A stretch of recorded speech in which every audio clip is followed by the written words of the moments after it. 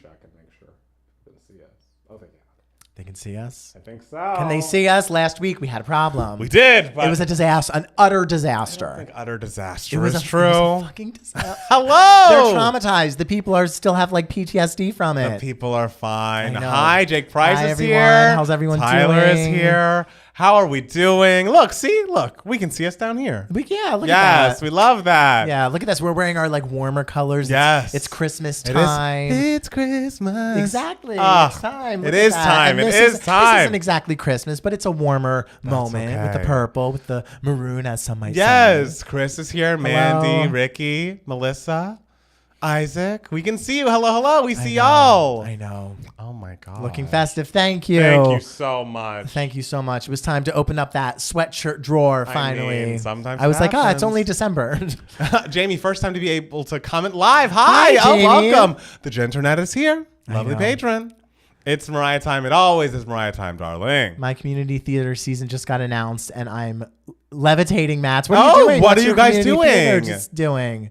We need to know. Yeah, we want to know the season. We want to know what you're auditioning for. What are your Hi, songs going to be? Jimmy. Hi, Heather. Hi, Yazzie. You both look so Christmassy. Oh, thank you. All right, cool. I'm so glad. Guys, I'm literally just wearing purple. like, I don't think I look particularly It's giving a Christmassy. little cranberry in the screen. All right. You know, a like little- it's like, yeah, you're a part. Oh, I am such a little cranberry, aren't I? Sure. Oh, if I was dating a guy and he called me his little cranberry, I would find that so cute. I think it's weird what rules of names you do like and don't like, because you don't like being called like something food related because you don't want them to think they're gonna eat you or something. No, like I think like when, tasty? when something it's not if it's Okay. like something sexual Hi, Melissa. in She's a a new food sub. in Hi. a food. Hi, Melissa. Yes. And like if the food thing is described in a sexual way, then I'm grossed out. Like if someone okay. was just like, "Ooh, you're a little cranberry. I just want to eat you up," or like Right. juice you or something weird like that. Juice you. I don't know. Use your imagination with that. I would be creeped out. But if someone was just like, "Oh, I'm a little cranberry," I'd be like, "Oh, that's kind of cute." Okay. All right. I'm understanding the rules. Butch better. Queen says, "Very sugar plum fairy." We love that. Sure, I'll take that. Can I ask you both, which did you enjoy more, Homecoming or Renaissance movie? I mean, one was That's on the hard. big screen. I mean, one was on the big Like, one was on the big screen. screen. It's hard to beat. That was huge in front of me. And Yes. you know, as a, And I mean, we love Homecoming, obviously. And we watched it, live when it was just Coachella's performance. Sure. And then we watched the beautiful film. I mean, I think also the thing with the Renaissance movie is like I didn't know what to expect from it. Yes. Whereas like Homecoming, I had already seen the Coachella Yes. concert Yes. before. Yes. And so a little different. You know. I'm going to bed soon, but saying hi. Also, fuck Julianna Margulies. Hi, Austin. Hi, we love Austin. that. Are you reading Barbara's memoir? No, who has the time? Oh my God, I was talking to Janie at the Renaissance thing before it started. Yes. And she was just like, it's 50 something hours long. I love it. And she's like, there are certain chapters I'm skipping. Of course. But it's so worth it. So I maybe one day. Hey, and maybe they'll have it on Spotify because they did start doing the premium. You get a free audiobook every month kind of Oh, thing. sweet. I wonder if Barbara's is included. Can someone tell us if Barbara's Is included? Barbara's book on Spotify? Because y'all? then if so, then Matt still can get to listening for free. The Homecoming had me a choke cold for a while, understanding yeah. that. I'm seeing Maestro tonight. Oh, at I'm so that. excited. I Look don't at know when I'm that. going to see it. Maybe Tuesday night? I didn't know it was out already. Oh, yeah. It's out. My, okay. Oh, it's out, girl. It's out, all right. Yeah. Renaissance and IMAX was that girl. That's what Janie said today because she saw it in IMAX today. I can't believe she saw it twice. I know. Good Like, for her. so back to back. Good for fucking her. She's a Oh, stan. my God. Who let my goons out of that house? Beyonce discussing her nipple rings and her song must be discussed. I was so overwhelmed by the movie that I did not get a chance. Nipple rings? That's What? from the song My House that she put out on. Yeah. So she refers to her nipple rings in the song, which who knows if she really has them. But Beyonce talks about having nipple rings. She talks about having nipple rings? Yeah, in My House. Okay. Yeah. I didn't really look too in depth with the lyrics. But I will say I was so overwhelmed by the film I didn't really talk about the song during our reaction or review of it or whatever. Sure. Well, I mean, you only heard it like the credits, you know. I'm obsessed with it. Like It's great. we should film ourselves listening to it on Thursday, even though we've all listened to it on our own time, because fucking A, what a great fucking song. Yeah, maybe that could be a patron. It can be patron only. Patron only. Hey, Become a patron. People want us to watch Tate McRae shit too, so I was thinking we could do that for patron only. Oh, too. cute. Yeah, people love Tate McRae. Yeah. It was still electrifying in the theater. Babs is talkative. Being IMAX shook me, understandably. I finished Barbara's book yesterday and it was excellent. All right, Jimmy. They threw money out for the rights, Into the Woods and The Little Mermaid. Oh, is that what great. Jake's doing? A lot of fairy tales happening fairy tale. for your community. Hi, theater. Montrez. Hello, Montrez. You both are doing amazing. I love coming to your guys' videos and lives. I'm glad I found you through your reaction videos. Oh, that's so kind, Chris. My house is such a fucking bop. I just great. am so obsessed with it, and I'm so glad it's a part of our lives. Yeah. How long is Renaissance in theaters? Like, is there like a set date that it's exiting, or is it like an open-ended run? I don't think it's open-ended, and I think it's also just happening on weekends. I want to say like you can only watch it on weekends, but maybe that's wrong. Is Tate McRae, is her album out? No. Okay. When it comes out, we should listen to it. Yeah. Should that be like a live listening? It could be. We'll see what month it is. I mean, if Taylor puts out Reputation, Taylor's version same month, then no. Even though we're going to be sitting there being like, we don't like it. I mean, it could be kind of interesting because we know nothing about Tate McRae. That's true. So, like, you mean, kind of interesting to do a live listening party for someone who, like, we truly don't know. Like, I don't even know who this person is. I know how they became famous. I know she dances, and I know she got famous. That song "Greedy" became viral because of Tube Girl on TikTok. The hell's Tube Girl? She's this girl who was on the tube in London and like showing different angles of herself, singing the chorus to a sped up "Greedy." Okay, that's what I know about her. I love that. Austin's thankful that Blue loves Diva. He made some comment in the chat about me being the person that was like, well, maybe we could cut it. Because I think maybe we could cut it.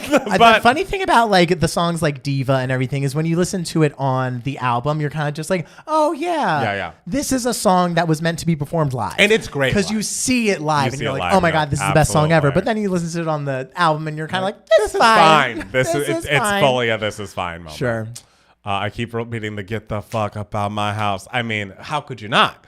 Have you guys heard about the new Anne Hathaway and Thomasin McKenzie movie? Yeah, Eileen? I don't know that. Yeah, it's coming out, I think, like next week or something. Maybe it's out now. Let me actually, I'm going to change the aspect ratio because it's a little harder to read the my God. things. 1 second, everyone. No one worry. Aspect ratio of our of the chat, of just the whole screen. Okay. Well, I can never read that chat. I know. You're sitting there like blah blah blah, and I'm like, yeah. This is why I'm changing it. Okay, so 1 second. Sorry, chat. Give us 1 second. Wow. Maybe like you're getting older. You're getting like an astigmatism or something. Just said you couldn't read it either. So well, it's just because we're both getting astigmatism. It's just because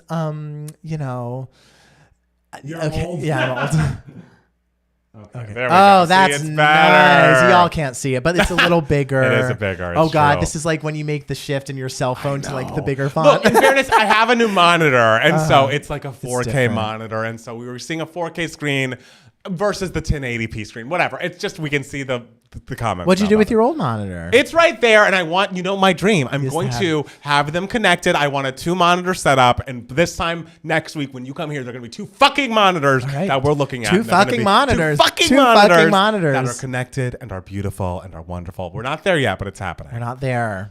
My house feels very B-Day coded. The way she's yelling is very lost your mind. Back up, ring the alarm here for it. Classics and ring the alarm. I heard Renaissance took the #1 spot at the box office. It did. Eileen comes out this weekend. Okay, your favorite Beyonce, Madonna. Chris is here, and he's the person who just doesn't like Madonna or Beyonce. And I don't mean to put you on blast, but you already said it. Hey, Chris is wearing that badge proud. And the thing is, I think he doesn't dislike Beyonce. He just doesn't like a lot of her songs. And he dislikes Madonna because he's a little monster.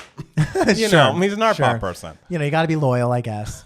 Making another monitor baby. Did you guys talk about Mariah's tribute at the Trio Awards last week? I think we did. We talked about how J-Head did a great job and how Patti LaBelle did a great job. Yeah. And how Coco Jones also performed. Jeez. She was fine. Sure. She was fine. I did not see Nathan from fucking Boys to Men talk shit about Mariah, and I will never let it go. Yes, on Facebook in 2010 or something. Why was his Facebook public? I don't know. It shouldn't have been. Because we know now.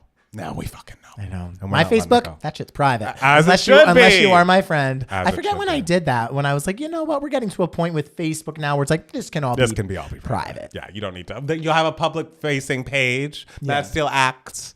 Yes, I do. Ooh, I haven't updated that. I haven't updated that in a while, girl. Oh, Melissa, not a big Beyonce fan either. That's okay. It's never too late to see the light. And so we believe you can get it. You should really get into Coco Jones. And the thing is, I'm open to her music. I'm sure it's excellent. But yeah, she just, One Sweet Day is not an easy song to sing vocally. And Mariah's music in general, not easy to sing vocally. So there's no shade in that. watching from my bed because I'm sick. No, I'm sorry. Ascorbic acid. That's okay. I got sick essentially right after you left last week. Okay. I was sick all through about Thursday, about until I saw you again for fucking Renaissance. Yes. I felt fine. I just lost my voice. No, I was like, even like a couple days before, I was like, I'm getting a little tickle, but I feel like it'll be fine. And it didn't become like a big sickness until later that week. And I was like, Was it like, or was it just like, It was like, when it was happening, it was unpleasant, but it was a short bout. Like, I feel like 95% back to normal now. Still, did you watch May December on Netflix? And May December was my Giving Me Moments last week. Ricky, where were you? Oh, leave Ricky alone. He's so sweet. And I did not see it on Netflix. I saw it in the cinema. I will be seeing it on Netflix. Everyone is going nuts over it, though. Like, it's a huge success. That's great. Like, everyone is talking about it. I think it could be like a sleeper hit when it comes to like Oscar nominations. Wow. Like, I don't think before last week anyone was predicting like, oh, it'll get in for Best Picture or anything. Wow. Now I think like it really could, and maybe like director or something, maybe like Julianne for supporting. I don't know. Julianna Margulies? Exactly. Oh, it's because that what she was performing or promoting on that podcast? No, Julianne Moore. Oh, Julianne Moore. Jesus Christ. Was Julianna Margulies in it?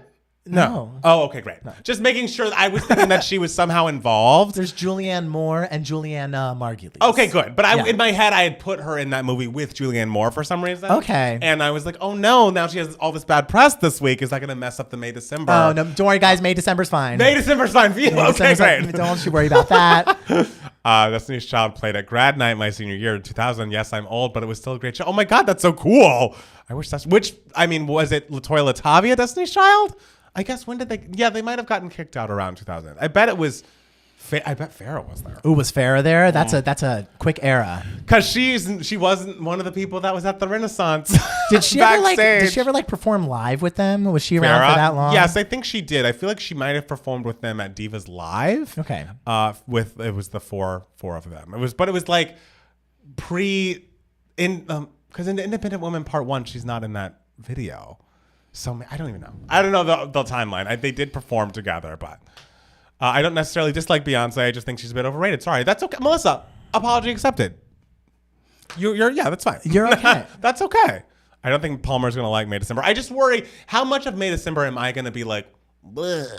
Like I know that he's an adult at the point of like we're dealing with. There's nothing like visually gross. Okay, great. It's just like they're. Like Julianne Moore and Natalie Portman's roles are very like manipulative, like women, and like it like starts to like creep up in like certain scenes and everything. So it's more just like you watch and you're just like, oh, I'm angry and like grossed out by how these women are like acting. Got it. But like you're supposed to be. I'm right. I was gonna say also like something I totally forgot to say. When I was like seeing the movie, I was sitting there and there's a scene where Natalie Portman is talking to Julianne Moore's like old lawyer, like back in the case and everything. And I'm sitting there and it's a long scene and I'm sitting there and I'm like, why does this guy look familiar? And then I was like, oh my God, that's Larry, my acting teacher from college. Oh, wow. So it's hey, like, Larry. I had him for like years, like for like 4 years and everything. And for some reason, I just like didn't recognize him. And I was like, why does he seem so familiar? Oh wait, that's literally my acting teacher, Good Larry. for Larry. I know. He's married to Ann Dowd. He's the one that's married to Ann Dowd. Yes, you've mentioned him to me. That's cool. So I'm happy he is in a big movie. Good for him. The acting was incredible, Michael Smith says. I wasn't even into Beyonce until Lemonade. I heard her biggest hits as a kid and liked them, but I wasn't a huge fan. Lemonade made me a fan. Tyler, aren't you also, no shade, you're very young, I feel. So when Lemonade came out, you were like, what, 16? So that's a good time because she was very much like, I am an adult woman by the time you were like 13, you know? Yeah. It was so cool. I think it was senior year. Yeah, I remember feeling bad that they were missing their class events. Haha, turns out she won. And Dowd's from my hometown, Holyoke, Massachusetts. That's so cool. Sweet. Mariah sounded amazing on Miss You Most on Friday, and it's so fucking true when she sang A Piece of the Roof on Friday. I don't know what she's doing vocally, but and I was texting Rory this because I was like, we kind of text each other like shit that we wouldn't say publicly about Mariah because it's not like glowingly positive. Okay. But I was like, I wish our dates were just a little later in the run because you know that Mariah like warms up on her earlier dates. And I think our stop was like the second stop. And she sounded great, but you look at the videos now and it's like, bitch! I was just at Target, like doing the self-checkout myself, and I was like, "Ooh, I guess I got to hear how she sounded in Hark the Herald Angels Sing." Like, oh. And I was just like, fucking my AirPods in, getting some eggnog from Target, tearing up. Crying. Because she's fucking... It's just like we're getting to Beacon 2014 levels vocally, and like that's a great place to be. All right. May December felt like a goofy tar. Love Lord. It. I mean, do you think that Julianne Moore... I assume Julianne Moore would be the tar character. Is she as unlikable? They're both pretty tarry. Are they as unlikable as Lydia Tar? In a different way. Okay. It's a different sensation while kind of being similar. I don't know. Yes. Yeah. Okay. Well, see, that I'd have trouble with, but I'm sure I'm interested. I'm going to watch it. Tar was so fucking iconic. That's such a fucking good movie. No. I need to watch that again. So what are our thoughts on our Spotify Wraps? I mean, we'll talk about it because someone sent us a question and they're giving me moments about Spotify Wraps. So email my heart. Not glowingly positive. What did you say about One Sweet Day this time? I mean, I told you what I said, and what I said was about wanting to see Mariah a little later in this run, but 2016 Mariah was awesome and doesn't get the credit it deserves. Absolutely. There's like, this is gonna make me sound like such a nerd, but there's like a performance that she did at #1 to Infinity, and it's like my favorite Mayal performance she's ever done. And she like kind of like ad-libs a bridge to Mayal over the instrumental, and she's like, I said I would, I know I do it all for you, I'd give it all. And it's like, yes, ad-libs. But what did Mariah do in 2016? Live performances. She did the Sweet Sweet Fantasy Tour. She did Mariah's World, the reality show. Because I know the Vegas show was 2015. Yes. And I think early 2016 she was still in 2016 she did the reality show. Yeah, she did the reality show. Okay. Yeah, the Sweet Sweet Fantasy Tour, she was great. The reality show was okay. Natalie's monologue where she's acting like she's acting is incredible. Yeah. Tar is great. Iconic film. Yes, Dylan. We don't mention the yellow bag. What's the yellow bag? What's a yellow bag? I'm nervous. Did I say something bad? Is that like we don't QAnon? mention the yellow bag on this podcast? If it's QAnon, I'm sorry. Don't say it. Don't say it. Someone tweeted Mariah's been getting cortisone shots for her vocals. Whatever she's doing, keep doing it. Don't mention my opinion. That's harsh. No. Natalie's monologue when she's acting like she's acting is incredible. That's funny. Tar is great. Iconic film. Underrated queen of ad libs. Not the reality show. Mariah didn't call it a reality show. She called it I forget. I only watched the one episode. Docu-series. Oh, I watched every. I only just watched for the assistant who couldn't do anything right. Oh, I hated her. I hated that whole storyline because it's like, this is so fake. Like, I watch a lot of reality We are setting this up just for her to get... Yes! And it's just not real. Mariah never was in a scene with that girl. She never met her. I love it.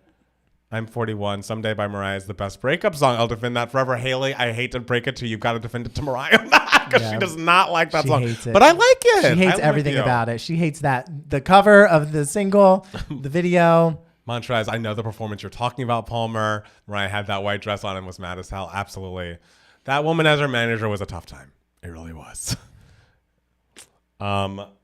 What else is going on? Tar is great. Iconic film. I'm glad people like Tar. Yeah, I mean, Tar is excellent.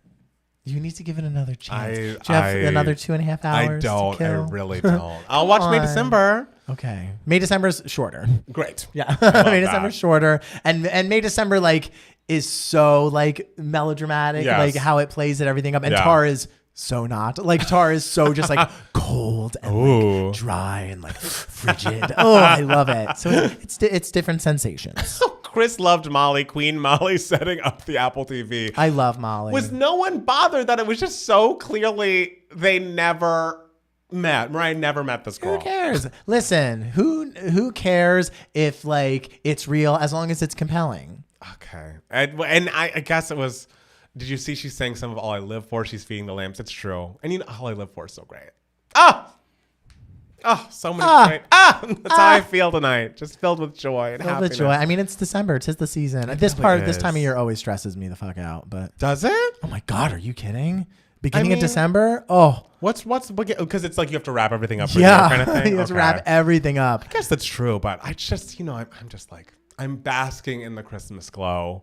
So it's sure, I have a lot of shit to do, but I'm going to smile all the way through it. Sure. I'm going to be listening to my Merry Christmas to You playlist. I'm going to listen to, obviously, Mariah's Christmas albums. And I say it every week, but the fucking Leslie Odom Jr. Christmas album, the first one, excellent. When do you go away for the holidays? When I leave on the 19th. I'm going to Chicago until Christmas Eve. And then I'm in Atlanta from Christmas Eve to the 29th, I believe. Okay, that's cute. Yeah. That's cute for you. It's very cute for you. When are you back? I'm back January 3rd. January 3rd. Okay. Yeah, I'm gone. I leave the night of the 18th to the 3rd.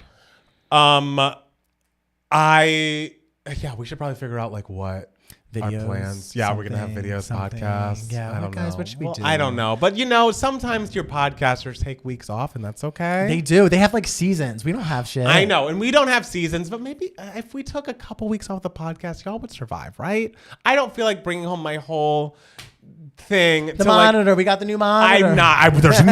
This monitor is staying fucking put. But I'd have to bring home my audio shit and my microphone, and it's like, The thing is, as this becomes more and more of a real job, you take more and more real time off. We need vacation PTO, time. darling. Where's our overtime? Where's the overtime? Where is our retirement fund? Where's the 401k? Hey, we'd miss you, but we'd understand. Thank you, William. Thank you very much. I'm going to take your word for everybody, and I hope everyone's going to be as cool.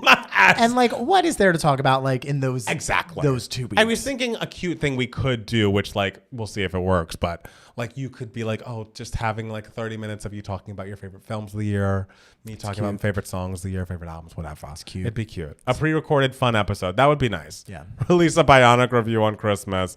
I feel like it's got to be one of our patron requests at this point.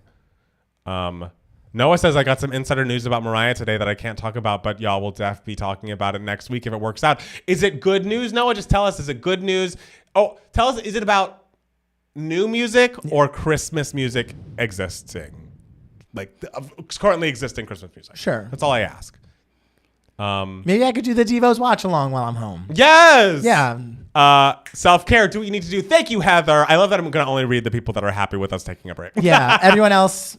keep the opinions to yourselves. Watch the visuals come out during that break. Oh, God. Yes, enjoy some holiday time with your loved ones. Genternet. Thank you. Icons. So many people are so kind here. You care about us. Yes. And tell me when you want to do a Deos watch along, and maybe I could pop in.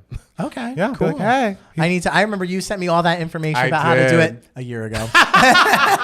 And I was like, I get this. It's just so fucking easy. Yeah. I love being pedantic. Hollyoak is the pronunciation of Hollyoak, Massachusetts. So sorry about that if I said it the other thing. Worst album bracket, please. I want to see all the stands go out of their minds. People are already mad at us for saying Bionic was bad. Oh, yeah. They're very... Babylon Slumber Party. Oh. We did talk about doing a flop album bracket. We did. Getting each artist and that's a cute flop idea. album. I think that's a cute idea. Yeah. We could pre-record some videos. We could totally do that. Yeah, we'll pre-record some shit. We completely understand. Thank you, Tyler. Noah says it's very good. LOL. I promise it'll be cool. Okay. All right. If it's a new album, because like we're due for a new album. Not a new album. It could be a new album. I would love that. Caution was 2018. It was. I'm like, I can't get my heart up like that. All right. Second, the Babylon Party. Well, listen, the guys like we have to review Babylon. For Jimmy's patron request. For a patron request. So like, I'm holding off seeing Babylon again until then. I don't know if you guys get this compliment enough, so I just wanted to say I love the live format you created for this podcast. I think it's the best format of live show / podcast to help build a community. That's so kind.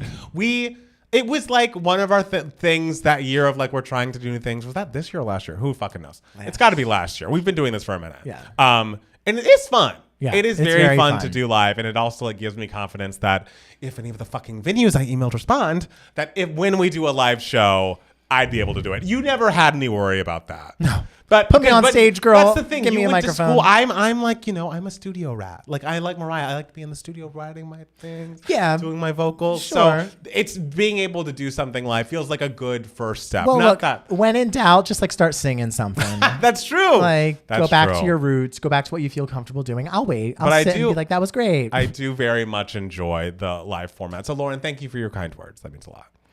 I have to agree with Palmer on You Lost Me. That one is on my permanent playlist. Absolutely. Pre-recorded episode of Palmer being forced to watch the Elvis movie. Why the Elvis movie? I don't know, because I hate it. I don't think you would hate it. I think you'd just be like, okay. Well, just like, fuck Elvis, man. Like, I don't care. I don't care. And we're listening to Plastic Hearts, and it deserved more. Oh, my. Like, Plastic Hearts. It was so good. It's my hill I'll die on Miley. Wise. Like, I'm happy for her with these nominations this year, but Plastic But, like, let's get real. Hearts. Let's get honest. Real. That was it. Ooh, girl. Oh, I almost dropped something. That was so scary. That was so. I'll scooch my chair. Making a mess. I can't believe. Oh my god. Oh, we have an ad popping up on our. I know. I changed it so ads pop up sometimes. Oh, thank you. Oh, which by the way, thank you guys for watching the Renaissance review. Because whenever we make a video where we don't play music, we actually get money for it. Yeah, thank you so much. I know y'all love the reaction videos, but we don't make anything off this. So Right. We make money from sometimes the BetterHelp ad. yeah. Made some money there. Yeah. So on the ads, and we make money from patreon.com/2kmats. And we make money on videos in which we don't play music. Yeah. Which is, of course, the videos no one watches. Hey, except they're watching that Renaissance film one. That's true. They're And they watching watch that. the Bracken one. They Yeah, do. they When watch- I say they they do. don't They watch do. them, it means like they don't Right. watch them as much No. as the. You know. Yeah. I love the Elvis movie, but get white people are male and him, the black people. He got the moves from. Oh, got their moves from were never really credited. And it's like, if people love like Elvis, I love it for them. But like, A, it was out of my time frame. Sure. B, no interest. C, the stealing from black artists. It's just like there are too many things against him for me to like give him a go now. It's like best of luck to all who are into that, Sure. That's where I am with Elf. If it doesn't resonate, it doesn't resonate. Doesn't resonate. You know how I feel about resonance. Nah. Daydream tour, resonant. All in here. All in here. Oh my God. Okay, should we get started? Yeah, why not? Why not? Endless Summer Vacation was a good album, but Plastic Hearts deserved better. Absolutely, We're all Plastic it Hearts is. stands here. Absolutely, it is. You should check out Bryce Quartz, the gay rapper from Queens, New York City. Okay. The first thing I'm doing when I get out of quarantine is marching down to AMC and seeing this Renaissance movie. Oh, I'm sorry about the COVID, Jimmy. I saw that. Does the comment engagement improve your algorithm too? I actually don't know. Maybe. I don't know. I don't know that. Part of me thinks. I don't know. Maybe. Like algorithm, like in terms of like when like podcasts pop up on YouTube. Yeah, or maybe like if something has a lot of comments, it'll show up like on people's YouTube homepages and shit. I would imagine yes. Sure. Any sort of engagement counts and helps. So thank you, honestly. Like and subscribe. Become a patron. T-minus 22 days until the color purple. How are we feeling, everyone? We'll talk. Oh wait, by the way, yeah, how can May December be? You're gonna have a long give me moments, aren't you? What do you? May December was my Give Me Moments. Oh, last week. okay. I thought that was going to be it this week. I was like, wait, I No, thought you you remember had last week? No, I don't. I guess you forgot along with whoever on here. Was it Usually Ricky? When Steele talks, it's like I just assume it's about Big Brother, and then I'll just wait for him to pause, and I'll pop in. Oh yeah, it's about Big Brother, even though Big Brother ended a month ago. Exactly, because you'd still be going. You're still like, sure. I went to Todrick's house. All the drama that's regarding like the cast this season on Twitter, everyone's still abuzz about it. Really? Yeah. Oh please, the post-season era of each season of Big Brother is insufferable. It's just like, who cares? It's people all are like, oh my God, these people must be feuding, and it's like they're really not, guys. Stop trying to create all this drama. I'm telling you. I immediately watched your reaction after I saw Renaissance. So great to hear your thoughts while it was so fresh. Palmer, I listened to Leslie Odom's Christmas Waltz, and I'm obsessed. It's so good. That whole first album, I'm telling you. I actually can take her Leave Flowers by Miley Cyrus, even though she's my second favorite MC after Mariah. Well, how many MCs are there? I mean, sure. But yes, I do love that. My friend Amanda just texted me. I guess she just got out of Renaissance, and she was Yes. like, "Okay, you didn't warn me that I would start bawling the second she started singing Dangerously in Love." Well, I don't think we could have told her that. I mean, but, I didn't know she would have that huge of a reaction to it. Okay, so should we get to record it? Yeah, sure. Let's get to record it. Renaissance. Oh, you might have to, yeah. No, just use the pad. You're good? Okay, I'm good. Okay, we're good. We're good. We're good. Check the hair, move the microphone, but not too much because you don't like a thump. I don't like a thump. Matt Steele. Yeah? How are you? Are you excited today? Ready to record? Ready to get down to it? I guess. Wow, that seems like a no. Well, as I told you, like this is the most stressful time of year for me. The in between Thanksgiving and when I fly out to Jersey for the holidays, you're always like scrambling to get every single thing done, every tiny thing, and it always has to do with every aspect of your life: personal, car, food, 2K mats, like everything like needs to be wrapped up, and you only have about 18 days to do it. Sure. So like that's where we're at. I probably talked about this time last year. Doesn't the glow of Christmas like keep you going though? Because we set up our Christmas lights this past weekend, and I'm just like sitting there looking at our tree and like smiling like an idiot. Oh, that's nice that you have time to breathe. Anyway, you could have time to enjoy Christmas if you make time. The thing is, if you prioritize Christmas, you enjoy Christmas. I'm not going to prioritize. This is your problem. I'm not going to prioritize you can Christmas. Prioritize your stress. Good luck, heart. When Christmas to me is in New Jersey. Well, Christmas is all around us, darling, and Christmas for me is months long. It is October 31st until January 15. 15? Is that too late? I thought I was being good. No, it's never too late. Never too late. Do you want to start? Do you want me to start? You start. Okay. Hi, everybody. Welcome back to Two Gay Matts, the podcast. It's Matt Palmer. And it's Matt Steele. We're back again another week. Matt Steele, Mm-hmm. how was your week? So good. Because something really exciting happened. Yes. And none of you are allowed to know about it until giving me moments. Didn't you tweet it out? I did. So I but think not we everybody might who know. listens to this podcast is following me on Twitter. Maybe they should. At or It's like Matt on Steele. At It's Matt Steele. Thank you And so much. more music. Yeah. Well, I also posted on Instagram too. But if you weren't following me, then you're gonna have to wait until giving me moments to know what happened to me this week. Yes. Because it's the most exciting thing that could literally ever happen to a little gay boy like me. Yes, it's true. What else did I do this week? Nothing exciting. I love that was it. It's That was the moment. That's all I can think about from now until forever. You've been leading up to, not to add more fuel to this fire of wait for the moment, but you've been waiting for this. Since February 3rd, 2022, Yes. when a certain casting decision was announced. Yes, I know. So I understand why this is a big moment for you, and congratulations. Thank you so much. It was a big Congratulations to me. Yes. I don't know. This week I'm finishing up making the trailer for the series of shorts that I directed over the summer, Nice. and we're starting to do sound mixing for that trailer. And Perfect. with each new thing that I have to do, a whole host of problems arises where I have to Always fun. teach myself something new. It's first the zip file won't open. I have to figure out how to open a certain type of zip file. That takes an hour and a half. Then this isn't blah blah blah. This isn't this. You know how you when you make content, you're always teaching yourself new things forever and ever and ever Absolutely. until you die. That is what the life of a content creator is like, ladies and gentlemen. It's good. We're lifelong learners, and I think that's a beautiful thing. I guess. But when it's, as I told you, from December 1st to December 18th, I wish it wasn't happening in a time when I'm already doing so much, but it's fine. I'll be fine, guys. I have to figure out what to get everyone in my family for Christmas. Yes, that and I have to everything. do as well. I know. And the thing is, luckily, we do a Secret Santa for my family back home Christmas, so that'll be good. I need to actually do that for myself. I need to make my list. But, there are other people in my life. Got to think of what I need to get for Jackson, and Jackson's family has a big, gift Thank God thing. I don't have a boyfriend. So Jesus God. This is a time I've been making a list all year of things that I think he'll want. And so I've purchased some of them, not purchased others of them. And I just want to make sure I get a good list, because as good as I did on his birthday, did I buy him 2 things he already had? Yes. But it's A, I knew him well enough to know that he'd like it, but B, he already had it. I can't find everything in our house that he already has. You know what I mean? So stressful. It's stressful. This is why I am thrilled that I am single, because I truly giving gifts to people really stresses me out. Yes. And so if I had a boyfriend, that's high pressure, because you think love each other. We do love each other. I think it's a fun thing. And I personally am of the opinion, and Jackson is not like this, so we don't do it.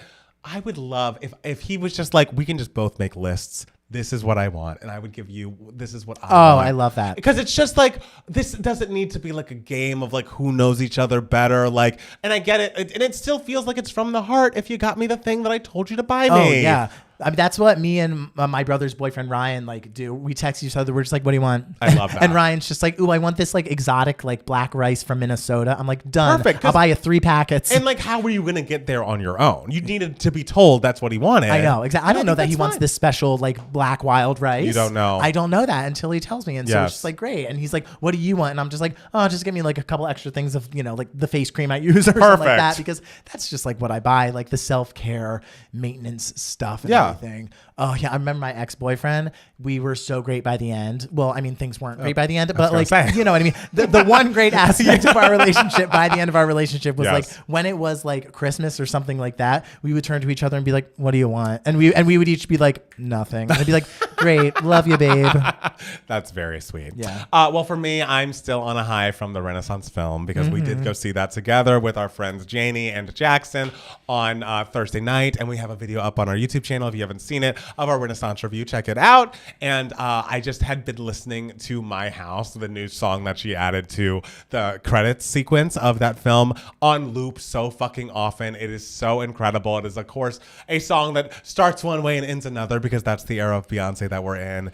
And just what a fucking iconic piece of music. I can't wait to listen to again in between all of my Christmas listening. And once we're done recording this podcast, that'll be what I throw in my ears. Guys, My House is a Christmas song? I don't because know. it was a gift to us around Christmas time. Therefore, it is a Christmas song. Merry Christmas. Thank you, Jesus. And at the end of every Christmas day, I imagine, the moms in our lives or the people who do most of the cooking and cleaning are like, get the fuck up out my house. Absolutely. That's a Christmas mantra for a part of the Christmas Also, day. like gingerbread houses are like a thing during Christmas. So like gingerbread house. Yes. Houses are a very Christmassy thing in general. it's all true. Obviously, Beyonce is new queen of Christmas. Thank you. Well, let's not go that far. That title is taken. But I'm trying to think of anything else I didn't know. It was mostly set up our Christmas lights on a Saturday. And also Jackson and I had been playing Super Mario Wonder together, and we beat the game on Saturday as well. So that was a big day. And then today, our friend Joe had a market because he does ceramics, and he had a market in which he was like selling his ceramics at this holiday market. So we went by there and supported him, and I got some cute little ornaments for the tree. They're actually Christmas tree ornaments for the tree, so it's kind of like Inception. And then Jackson's mom had a choral concert that we went to, and then I came back here. And also today I had a little bit of new technology for Cyber Monday. I got a new monitor, so we're looking at a new monitor right now, and it's so beautiful. It's 4K, it's lovely, but I want to have two monitors up here. I want to have them daisy chained together, because like one thing I miss about going into the office for my job, which since COVID I've been able to work from home, but I miss having multiple monitors because it's just like so much space for you to do work. And so for my day job and also for like 2Game Mats and live stream stuff, it'd be nicer to have two monitors. So my thought for my goal for next week is the next time we're recording this podcast, Steele and I will be looking at two monitors, not just one. You had two monitors for your job at work? I did. Oh, wow. I know. I mean, they weren't like mine, but they were sitting on the desk, and I just plugged the laptop in. I would take the laptop home if I needed to do work from home. Why didn't you steal one? Well, where do you think that one's from? And it wasn't stolen. It was like when we were working from home, we were told we could take it. Okay, but yeah, great. that's not. But I needed two, so that's why. All right. Well, when next podcast or live stream or whatever, Matt Palmer's gonna be looking at his monitor. I'm gonna be looking at my monitor. Exactly. It's gonna be beautiful. It's gonna be beautiful. That's what teamwork is. It is. So Matt, still, should we jump into the news for idiots? Okay. Cool. Okay. This also was cleared up for me because for some reason I had Julianna Margulies in May, December in my head when I was reading this story. She's not in May, December, Yes. if anyone's worried about Julianna Margulies is different from Julianne Moore. Yes. They are different entities. It One is has true. an Emmy, one has an Oscar. Actually, Julianne Moore has an Emmy too, but whatever. Julianne Moore was great on 30 Rock as one of Alec Baldwin's Hey, girlfriends. we She love. was from Boston, had a great accent. But Julianna Margulies, who is not Julianne Moore, has said some things on podcasts. I will go and find the quote. Apparently, during a podcast interview, Margulies expressed disbelief that the non-binary people could support Palestine. These people who want us to call them they, them, or whatever, and they want us to whatever they want us to call them, which I have respectfully really made a point of doing, like be whoever you want to be. It's those people that will be the first people beheaded and their heads played like a soccer ball. Terrorists who don't want women to have rights, don't want LGBTQ people. This is who you're supporting. She goes on to say, Margulies claimed that a black lesbian group at Columbia had hosted a film night and posted a side stating that no Jews were allowed. This is said to be a lie. Julianna said, and as someone who plays a lesbian journalist on the morning show, I am more offended by it as a lesbian than I am as a Jew, to be honest with you. She goes on to say, you're even lower than the Jews to Hamas. A, you're black. B, you're gay. Okay. Well, Julianna. That's what I said. I said Julianna. Oh, okay. I did. And I must say, you need to fucking cool it. well, okay. I mean, the chicks were, when they said Julianna, calm down, they meant it. They were, because she needs to fucking calm down. Like, the idea, and the thing is, I've heard, and I've not listened to the podcast clip, because again, who knows what podcast this is, but everybody I've seen this, like, talk about this clip is like, the quote sounds fucking insane and super fucking racist and crazy, but then if you listen to her say it so full-throatedly, it's like, it's just so shocking that she thought, I'm going to say this. These are my beliefs that I'm going to say as loudly as I can for people to hear. Because it's like, you sound like completely out of your mind. Your idea of doing the like oppression Olympics to just because you disagree with someone's point of view, you're saying like you're black and gay and you're even lower than me. It's like that quote is so beyond the pale, so out of control. And also the beginning of, and as someone who plays a lesbian journalist on the morning show. That's kind of funny. It sounds like how just like we were just mentioning 30 Rock. This sounds like Jenna Maroney. It sounds like a sketch. It girl, sounds like a sketch. What is going on? I know, and like I totally understand understand like her concern with like the rise in anti-Semitism and everything, and especially like the sort of blind spot that Americans do kind of have when it comes to anti-Semitism around the world on a global scale. Like I understand that. It's just like, but girl, there is a way to phrase that where you are where you are not just like being kind of just like overtly like rude and flippant to other people. Exactly. And especially when she said the thing that was proven to be not true about like the no Jews allowed sign and everything. It's like, make sure you fact check that stuff before, you know, you say it. Right. Like if that was true, like that would objectively be a horrible thing. But like, since it was proven to not be true, it's like, oh girl, it just makes you look even worse. And just like the saying, as someone who played a lesbian, like, it's just like, she has just gone off the deep end. I just couldn't believe when I read this, because it's like, the idea that like you're supporting, like I feel like she's making mention of Black Lives Matter at a point. She's talking about obviously trans people, and she's like, it's just like, it feels like she's so quick to throw these people under the bus the moment she feels wronged as a person of, you know, of Jewish faith, which like you are allowed to feel like, hey, I'm a little concerned about XYZ, but this is not the phrasing. This is not like, let me tell you why they don't care about you. You're lower than me for these reasons. It's like, bitch, you were I thought you were supporting us. I thought you were saying that you love trans people and that you were using their preferred pronouns for a reason, but you're so quick to say that their heads would be used as a soccer ball and use that as like a visual for people. Like it just was that it would be really used gross. like in Gaza. I understand that, but like it's like the sensitivity chip is gone. Yeah, it's a very aggressive way of putting it. It's a way that's not, the way that she worded it and the way that she said it is not going to be productive in any way. No! Like helping get these people to understand the rise in anti-Semitism and why that is a problem. Right. You know, because I fully understand that. It's just like, but girl, you went about it the worst way. The wrong sort of shocking. Yeah. A crazy, insane person. She's obviously walked back these statements. I am horrified by the fact that the statements I made on a recent podcast offended the Black and LGBTQIA communities, and I truly love and respect. I just want to be clear: racism, homophobia, sexism, or any prejudice against anyone's personal beliefs are abhorrent to me. Full stop. Blah blah blah. And it's just like, the apology was a little bit like, I'm sorry that what I said offended you, and a little not like what I said was fucked up. You know what I'm saying? But B, it's like, it's just a little too late. It like feels like you've totally, the way you expressed this made it very clear how you feel about me and people like me, and it's going to be hard for me to look at you the same way. Not that I've looked at you in anything. Have I ever seen something that Julianna Margulies has been in? I don't think so. But I'll probably keep it that way, because like, what's going on? What is this? What is this? It was just a little much. It was a little much. It was a lot much. Yeah. And speaking of people who sound like they are 30 Rock characters and not real people, Congress has expelled George Santos. He has finally been ousted. He's the 6th member in U.S. history to be ousted. It was House lawmakers voted 311 to 114 in favor of the expulsion resolution, including 105 Republicans who voted for it. Santos has brazenly embellished his biography to win his seat in Congress last year and now faces nearly 24 federal charges related to the alleged fraud and illegal use of campaign funds.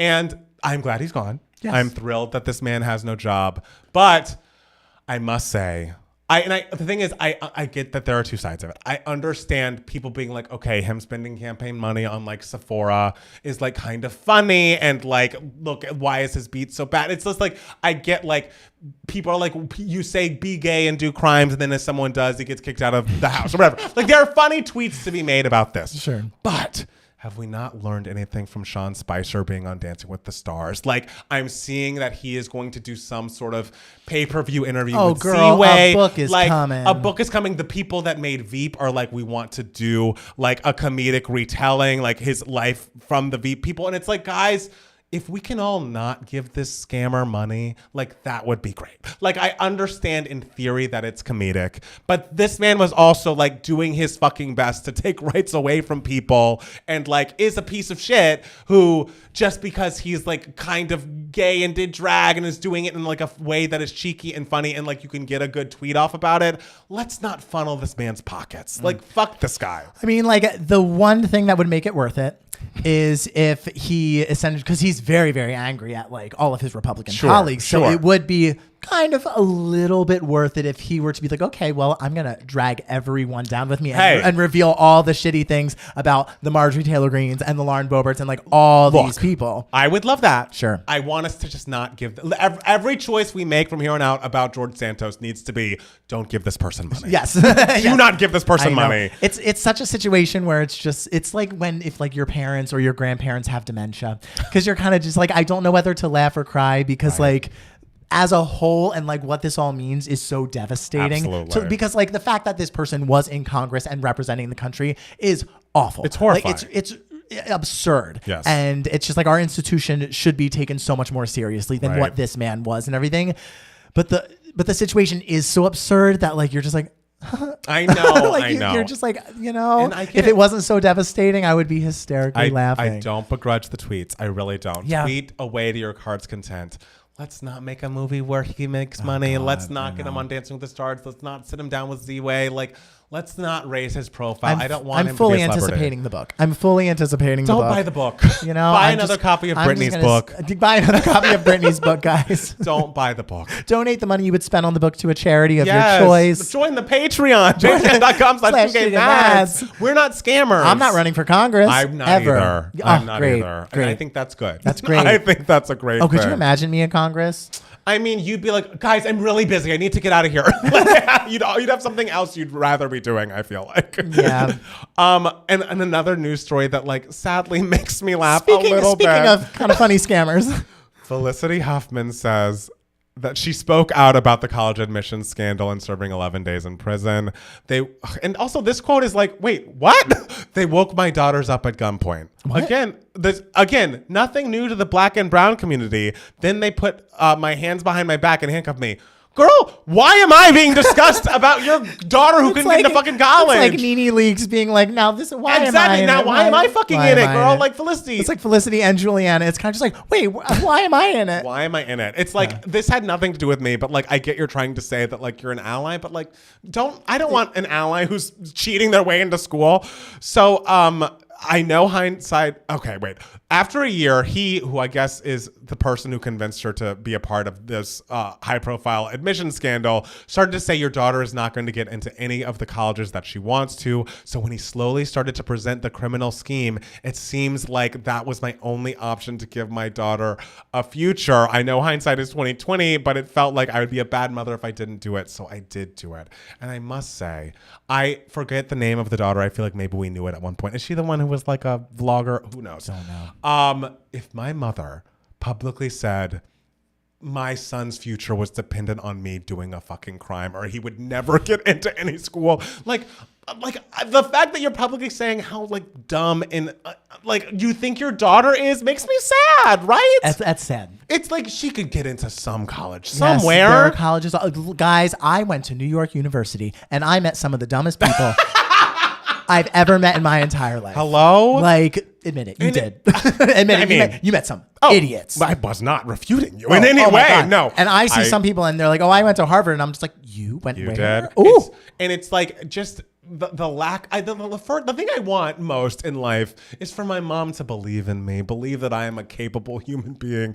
And the fact that Felicity is saying, not only I don't think that, I think you are so incapable that I must do things that are illegal so that your future is not garbage makes me think like, God, and also don't need family therapy. My God, you're the children of like not just two actors, but like two actors who like started a whole like acting technique at the Atlantic like school in New York City. Like, girl, I bet you're pretty. Just become an actress. You know, you don't have to go to college. Sound like Elle's parents in the Legally Blonde just musical. Become an actress. like, come on. You have all this. Become a Nepo baby and be happy about it. And if you wanted to go to the school, there's a school that would accept you. There are so many schools that will accept you. For no other reason, fairly or not, you're the daughter of famous people. And okay, if you don't want any of those options, like college isn't for everybody. There are trade schools. You can become a plumber, an electrician. Girl, there are so many options. We need more women electricians. Absolutely. Women plumbers. There are so many options for you. Your mom did not have to commit a crime. And it's also like maybe the daughter was like, yeah, everything's going great. I'm getting into school. nothing's wrong. Like, I know. Felicity. I know. It just, that quote, and I mean, the other quote was so weird, but the quote about like feeling like her daughter couldn't do anything legitimately, like, just made me sad for her. So shout out to Felicity Huffman's daughter. Like, you know, shouldn't have gotten into that school that you got into, but we feel bad that your mom feels that way about you. Yeah, you can do whatever you put your mind to. Yes. Yeah. Yeah. Renaissance is number one at the box office. We love cinema. We love cinema. Beyonce's Renaissance film delivered the goods at the North American box office, where it snagged the biggest opening in early December box office in 2 decades with $21 million. Congratulations. It's just so exciting to see an album that was number one, an artist that is number one, and well, up there in my heart, and then getting a number one box office moment. It's just, and like, what a joy it was to see that film. I want to see it again, whether it be me going to IMAX because I have no self-control or just waiting until it's on streaming. I just can't wait to watch it again. Beyonce's number one everywhere, She except really for is. my Spotify Wrapped. She was my number 2 artist. Well, I think she was my number 2 as well. Oh my God. Well, you know, Beyonce, you can't be number 1 everywhere. Sorry, girl. We'll look at it during the Email My Heart section, but we'll get to the Spotify Wrapped. Oh yeah, we're going to talk about our Spotify Wrapped. Yes. So stay tuned for the Email My Heart section. Did you see Tina Knowles' response about people saying that Beyonce lightened her skin or Oh, whatever? I didn't see this. What did she say? Ooh, it's long. I can't read all of it, but she's basically called, that is a lot. That's what I'm saying. I mean, the thing I love about Tina Knowles is she will come out to defend her daughter. And it's essentially like, I'll try to boil it down. It's like, hello, she's wearing a platinum wig and a silver outfit, which is the whole theme of Renaissance. Of course, it would wash her out. There are bright lights and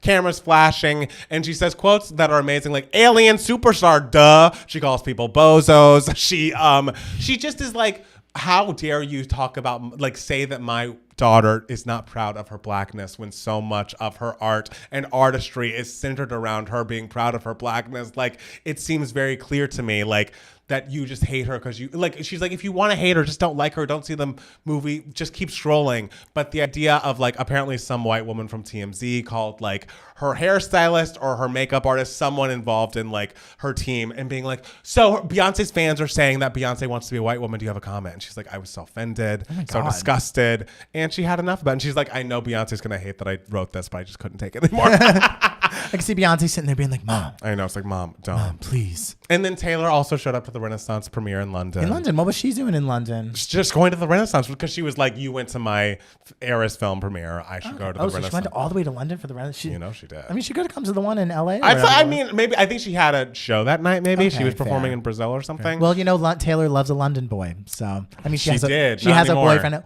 now. Yeah, now she loves the hard. You can't get more American guy than a football player. Yes. No, she's back in her she wears short skirts era. Like, she's Oh like, my God. justice for high school Taylor. Oh my right God, now. maybe the music will be like back to like country. Oh, that would be lovely. To appeal to like the new NFL fans who probably a lot of them like country music. I don't think she's getting new fans from dating Travis Kelce. I think Travis Kelce is the one getting the new fans. But I also did love that, you know, no shade, we love everyone.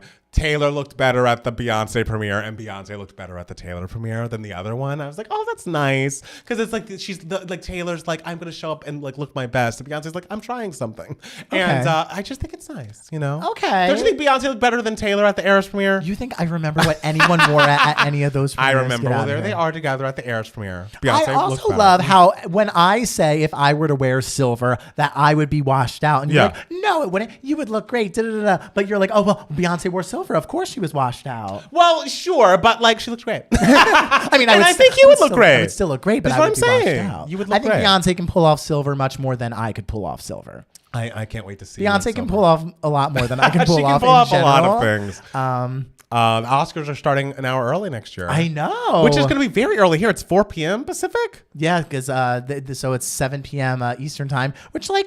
I don't know. I'm kind of down for it. That's cool. The idea of us going on live at 7:30 instead of 8:30 seems nice. That sounds beautiful. And I also think that like there wouldn't be as much of a rush to like end the show and like rush the show. Totally. And like if it goes a little over, they're not going to be in as much panic mode as they were if it was like 11:30 as opposed to like 10:30. You know, it's still like prime time. Sure. Era. So I'm fine with that decision. All right. Did you see that Killers of the Flower Moon won a lot at some The New York Critics Circle Awards. Circle, yes. Were you happy about these wins? It won Best Film. Yes. It won Best Leading Actress. Christopher Nolan won Best Director for Oppenheimer.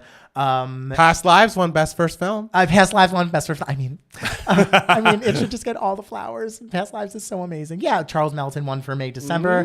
Divine Joy Randolph for The Holdovers for Supporting Actress. So like, I don't know, like when the Critics Awards kind of start to roll in, they're always very like different from each other. Like once you get to the Golden Globes, the SAGs, and then the Oscars and the BAFTAs and everything, it kind of becomes a little predictable. But Critics Awards are always it's a very exciting era because they all are all over the place. Was there anything surprising about these? I can't say there was anything like surprising. I do think it's an interesting thing that like Killers of the Flower Moon got Best Film, Christopher Nolan got Best Director, because it's very much like, what are we gonna like? Which one's gonna come out on top at the Oscars? Right. So I mean, that's like a fun sort of race to watch in general. Yeah. Apparently Billie Eilish came out or confirmed her queer identity.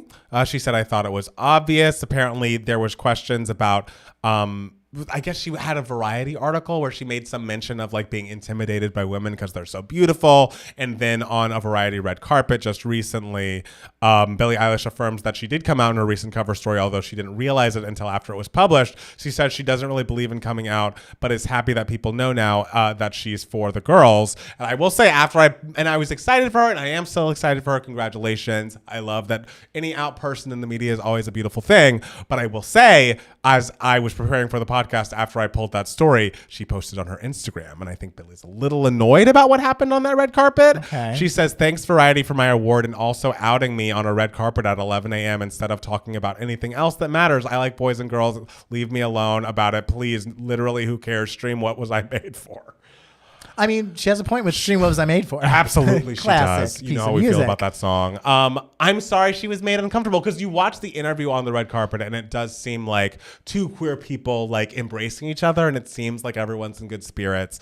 But that post made me think maybe otherwise. So now I'm like a little sad about it. I don't know. Yeah, I mean, I didn't watch the interview on the red carpet, so I don't know the context of like how it all happened, how it came up and everything. So it was like pretty immediate, I will say. The girl was like, hey, so did you just come out? Kind of thing. Okay. And she was like, but the thing is, the conversation, and maybe Billie's just a great conversationalist, but it didn't feel uncomfortable or like she was being pushed at all. But I guess if those are her real feelings she's posting on Instagram, it just made me a little sad. Well, I mean, feelings can like change like once you see sort of like the aftermath of something. If like you can look back on something and be like, you know what, I didn't really feel comfortable with that now that I look back on it. So, you know. Did you see that Kelly Clarkson's ex, Brandon Blackstock, has been ordered to repay her $2.6 million for unlawful business deals? What the fuck does that mean? It seems that he was given commissions for past business deals he procured for Clarkson as a manager, but apparently a manager can't obtain or attempt to obtain employment for artists without a talent agency license. Per the TAA, Clarkson's deal should have been conducted by the singer's agents at CAA. And the thing is, I never really want to know how much Kelly Clarkson is paying this man. I feel like it's so much fucking money every month. So every dime she gets back is worth a celebration and a discussion on this podcast. We'll discuss it during our Spotify Wrapped, but I liked chemistry. Okay. That's what I'll say. Right. And so I'm happy to see that she's getting Kelly Clarkson's getting a big payout this week from her ex-husband and from Matt Palmer's streams. Absolutely, she is.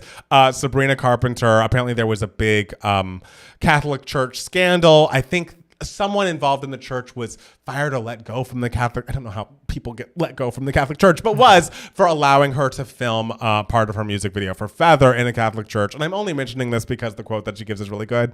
And Sabrina Carpenter to Variety on her recent controversy, we got approval in advance and Jesus was a carpenter. Which is just like, that's a great pop star answer for like, I get that it was controversy, but I'm going to be tongue-in-cheek about it. This is the girl who creates new nonsense outros every time she performs. So clearly she's a very creative mind, and I love that for her. And, did she lie? Did she lie? I don't think she did. Yeah. Lastly, in good news for Matt Steele especially, Britney Spears spent her 42nd birthday with her brother and her mother. And I feel like Matt Steele is like leading the charge of wanting that family to get back together. And I'm glad that she and Lynn are in a better place. And even she and Brian are in a better place. I do maintain that she and Jamie, I foresee them remaining estranged, but I will keep you updated on the family front. You know my thoughts on reconciliation, especially with blood, with family, if you can.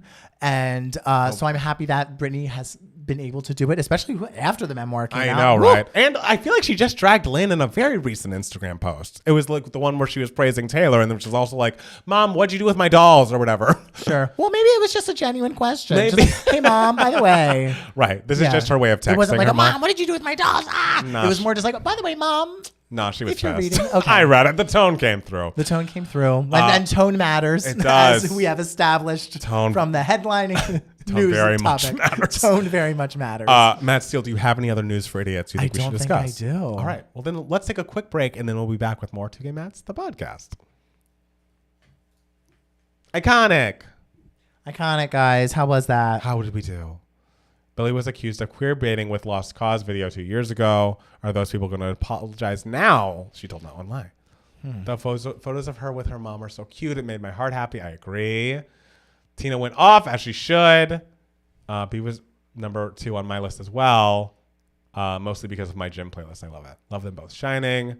I have Tidal, and they don't give us nothing. All Brandon. I think Tidal still exists. Tidal still exists. And I think it's, as of right now, the only legal way to watch Lemonade is on Tidal. I love it. Beyonce's just like, whatever. I mean, I have Lemonade in my possession.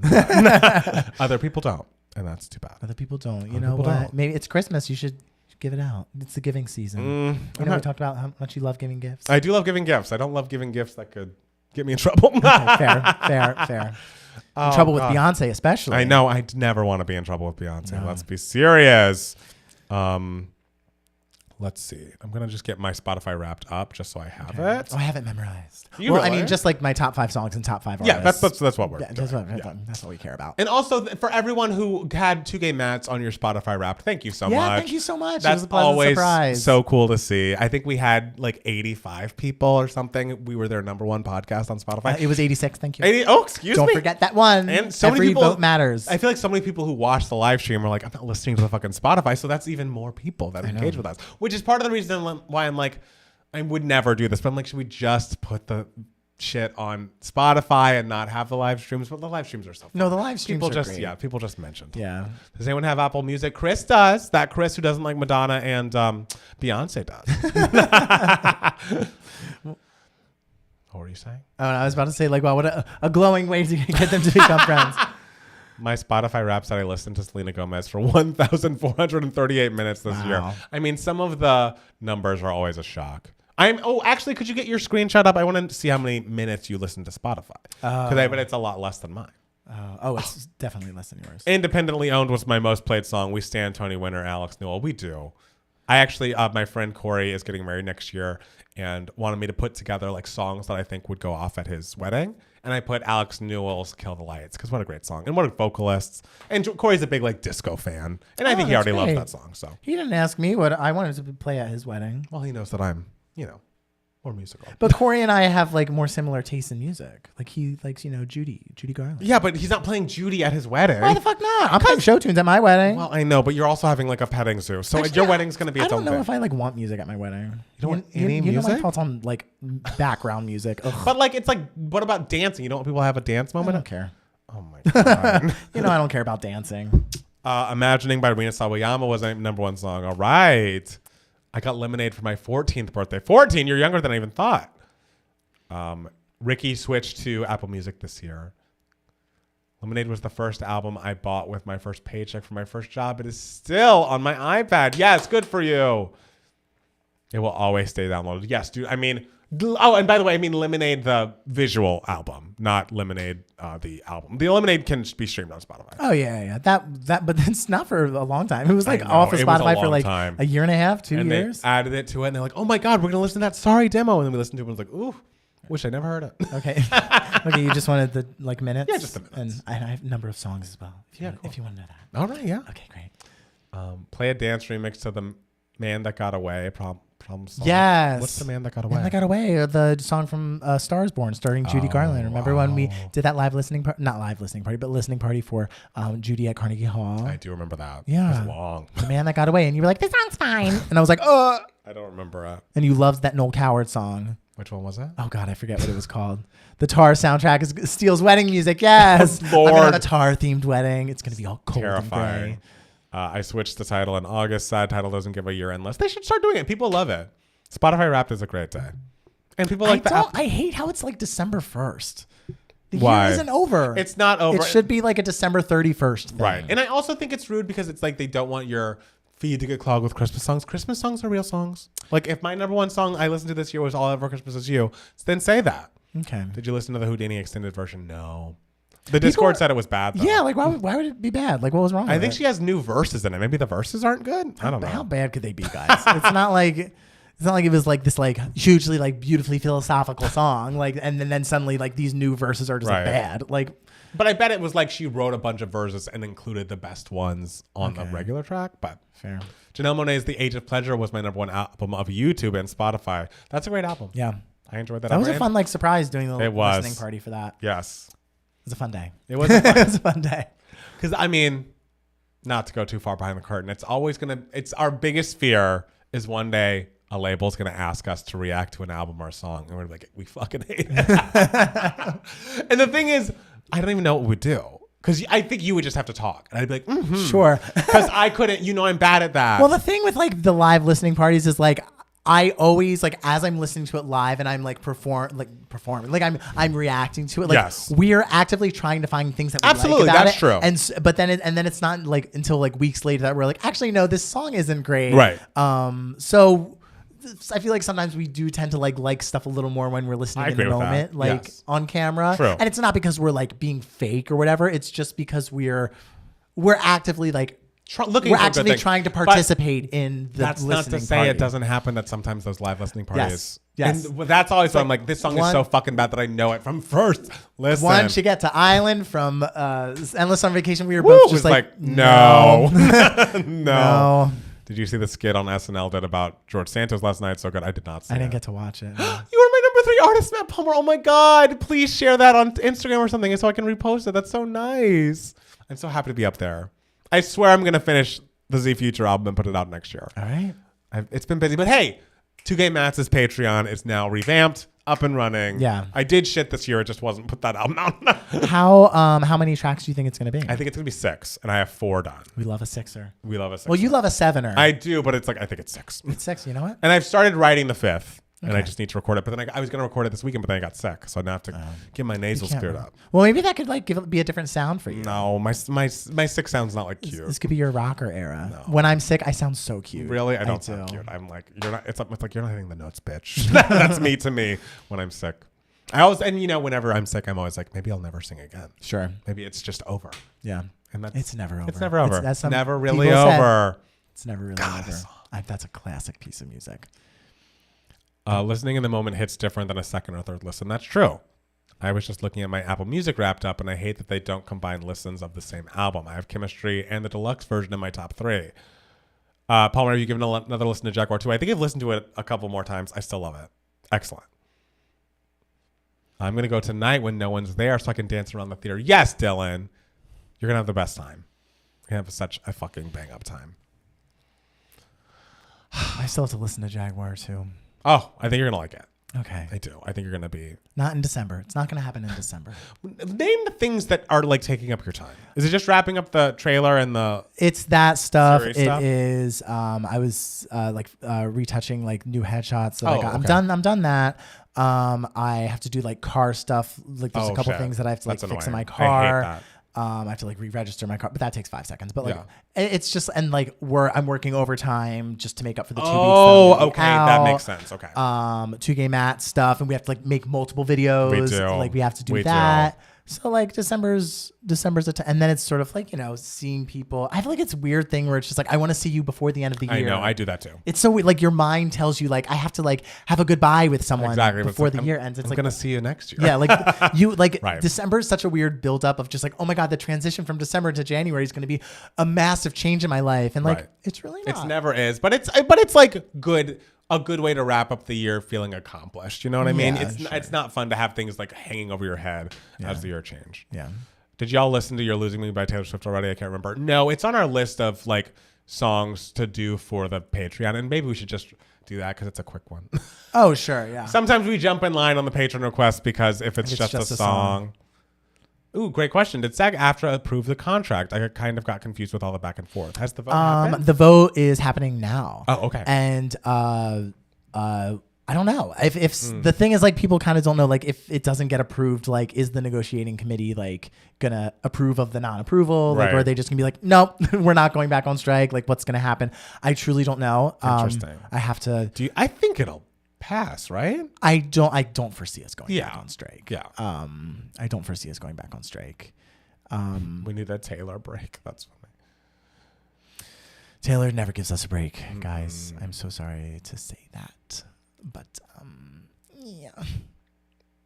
News outlets are reporting unlikely that they approve it. I mean, we'll see. I would be surprised. I feel like there's a vocal minority who's like anti it being approved. But sure, yeah. What do I know? I'm not in SAG. Yeah, I don't know. I still need to like research like all this stuff. Right. I'm sure I'll do that last minute because that's December. How I roll. That's December for me.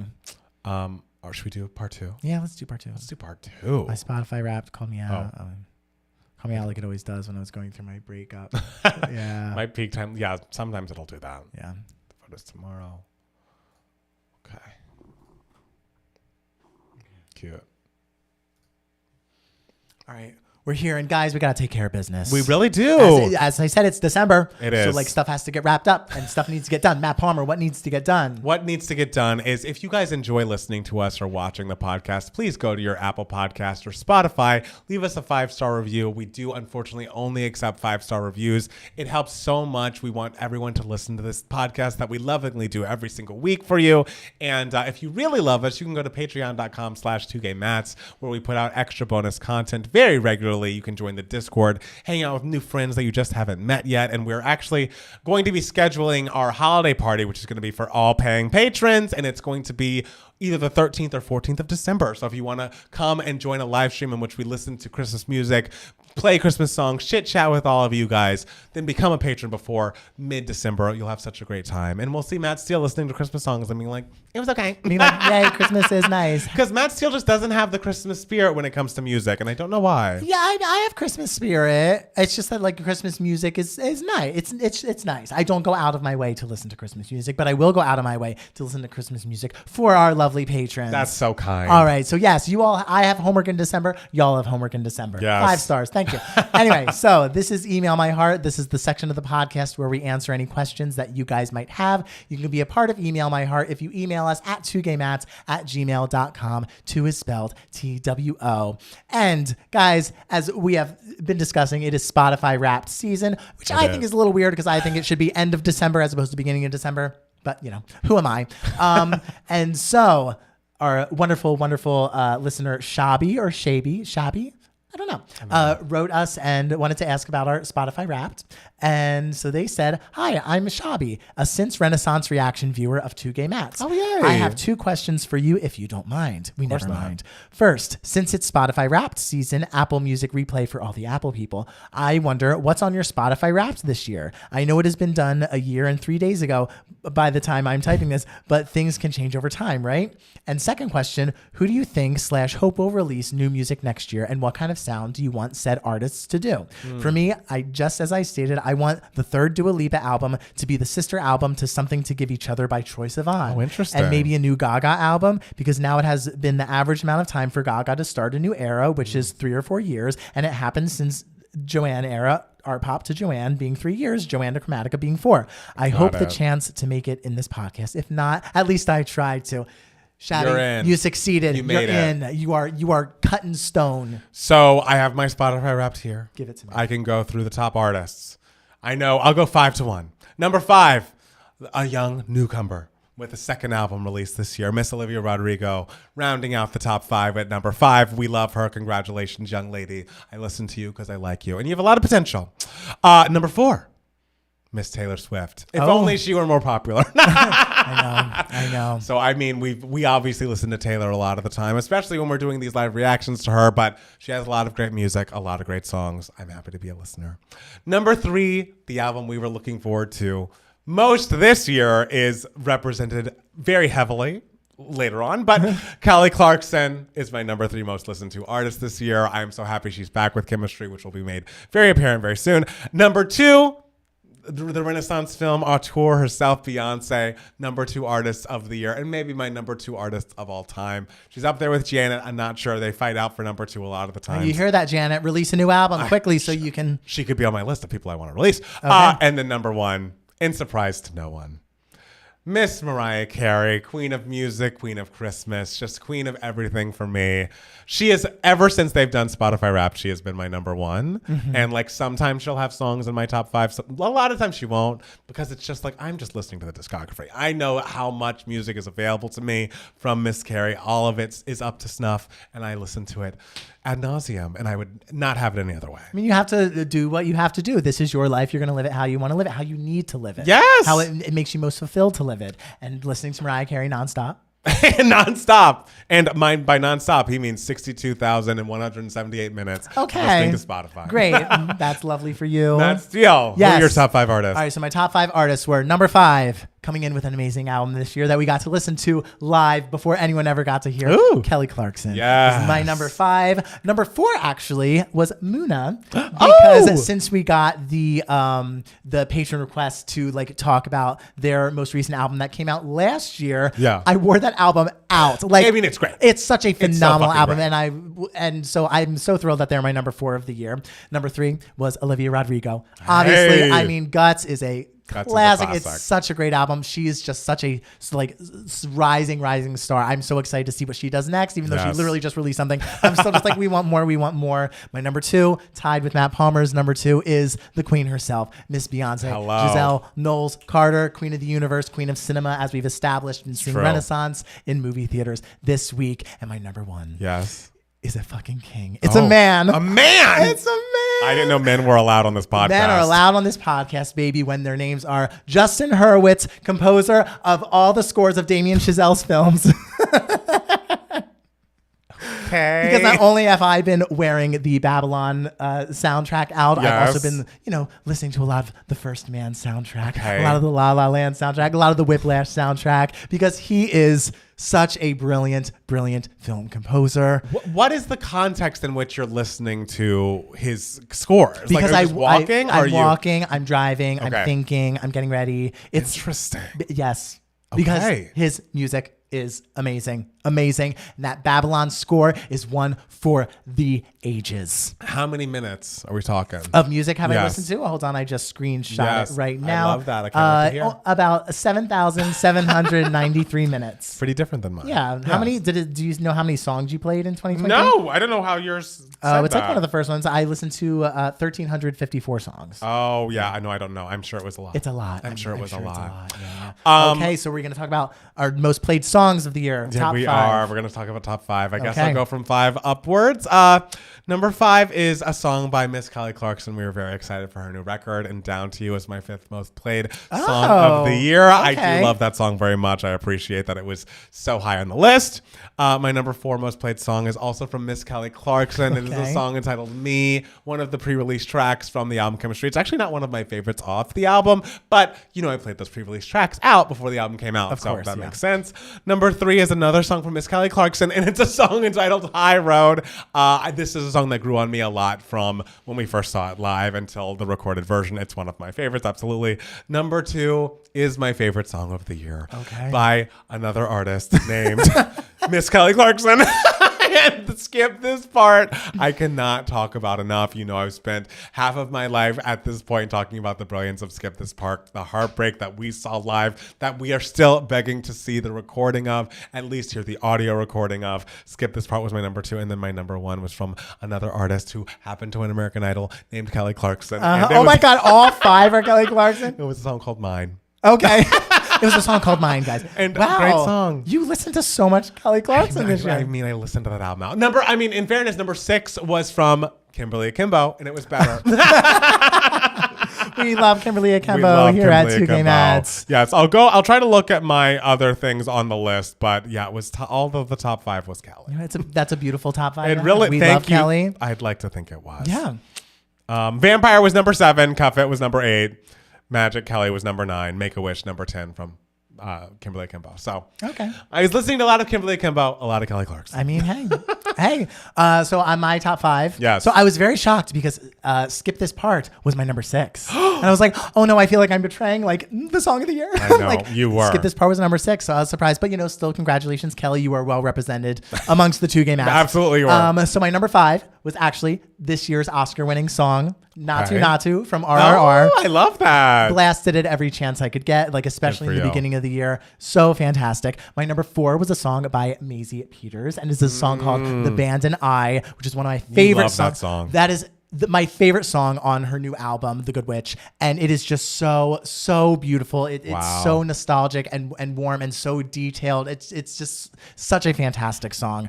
My number 3 song should be a surprise to no one, "Get Him Back" by Miss Olivia Rodrigo. I mean, come on, it makes sense. "Get Him Back" is just such a classic piece of music. The second you hear it, you are like, oh, this is a standard. Yes. We will be blasting this everywhere.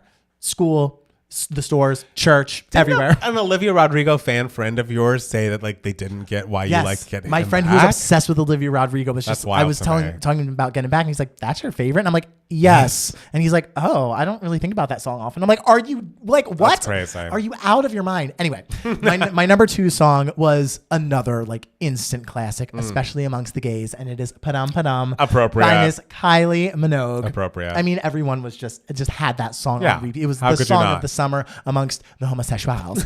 But my number 1 song, a song that I listened to 63 times this year. Is it from the Babylon soundtrack? It might just be. It is the track "Voodoo Mama" from the movie Babylon, from the iconic scene where Margot Robbie is just dancing like an insane person at that party. Okay. I listened to this song whenever I could get the chance. I would listen to it before I would go into work to like pump myself up. I would listen to it as I was leaving work to celebrate that I was leaving work. Like I would listen to this song all the time. It's so percussive and thrilling and just sexy and like devious and thrilling. It is cinema. Babylon was cinema. Thank you, ladies and gentlemen. Wow. Congratulations Thank to you. everyone involved in Babylon. You've reached number 1. Yeah, you didn't win much this year, but you won number 1 for me. You really did. You won Matt Steele's Spotify Wrapped, Yeah. absolutely. And Who needs an Oscar? Get out of here. I guess Kelly may have won mine. I don't know. It's Yeah. hard to say. It's hard to say who won. Yeah. But yeah, Oh, and that what was- artists you want to release next year? What do you hope they do? I feel like I say this every year, and like maybe I should not get my hopes up, but like I would love if Rihanna came back out.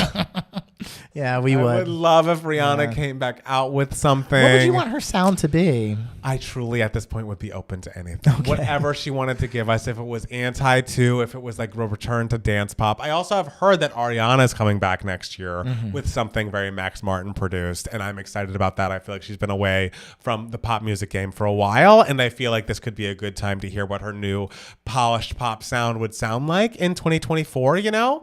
Obviously, we talked about Mariah, and I would love to hear new music from her. Yeah, you want that dance album. I want that dance album. I'm going to keep saying it because I believe in manifestation, and I'm going to manifest Well, it. you're putting out a dance album. I am, absolutely. So you're manifesting through you. You're like, maybe if Mariah feels me making a Right. dance album, she will want to make a dance album. And then since Janet was mentioned recently, I'd love a new Janet record. Yeah. You know, because Unbreakable was, it seems like a bit ago now. Like that might have been I'm like, was that 2015?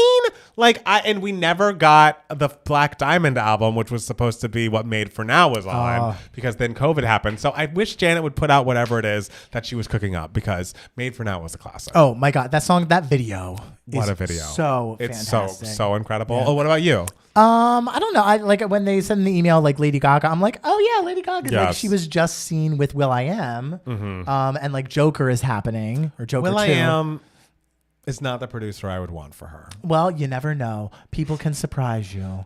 I think maybe she'll be inspired by her performance in Joker 2, and she'll put out something weird. I also heard that maybe she might be back in the studio with Red One again. Okay.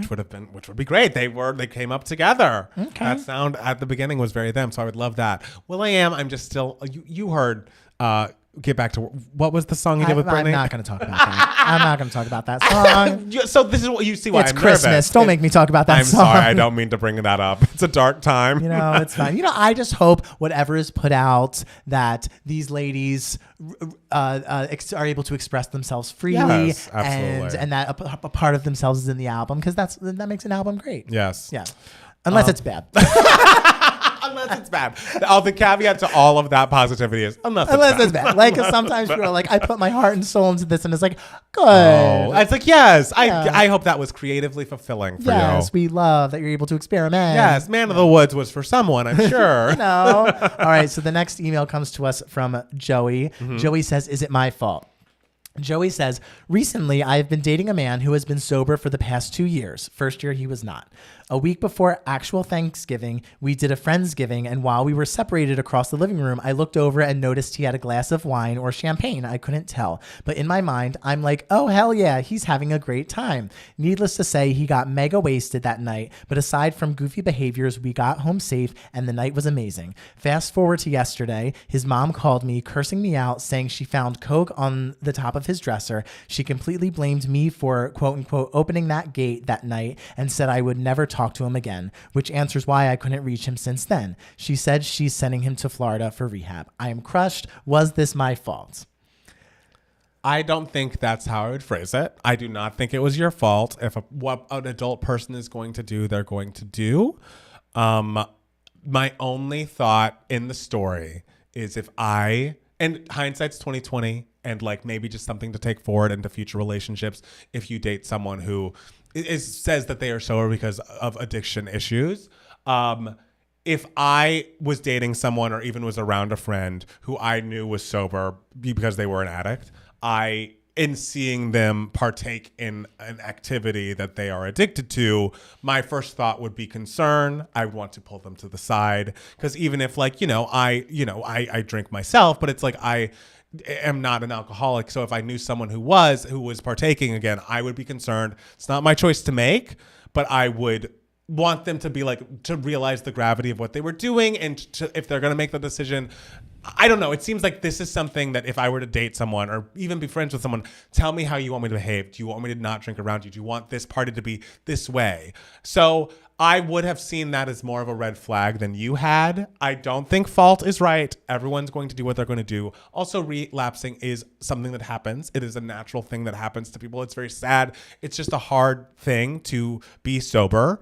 So you don't deserve the blame, but I think going forward, if someone says, hey, I'm an addict, then the more helpful thing to do is be very aware if that changes, if things change, and take it more of I would see it as a red flag more than oh, hell yeah, we're having fun.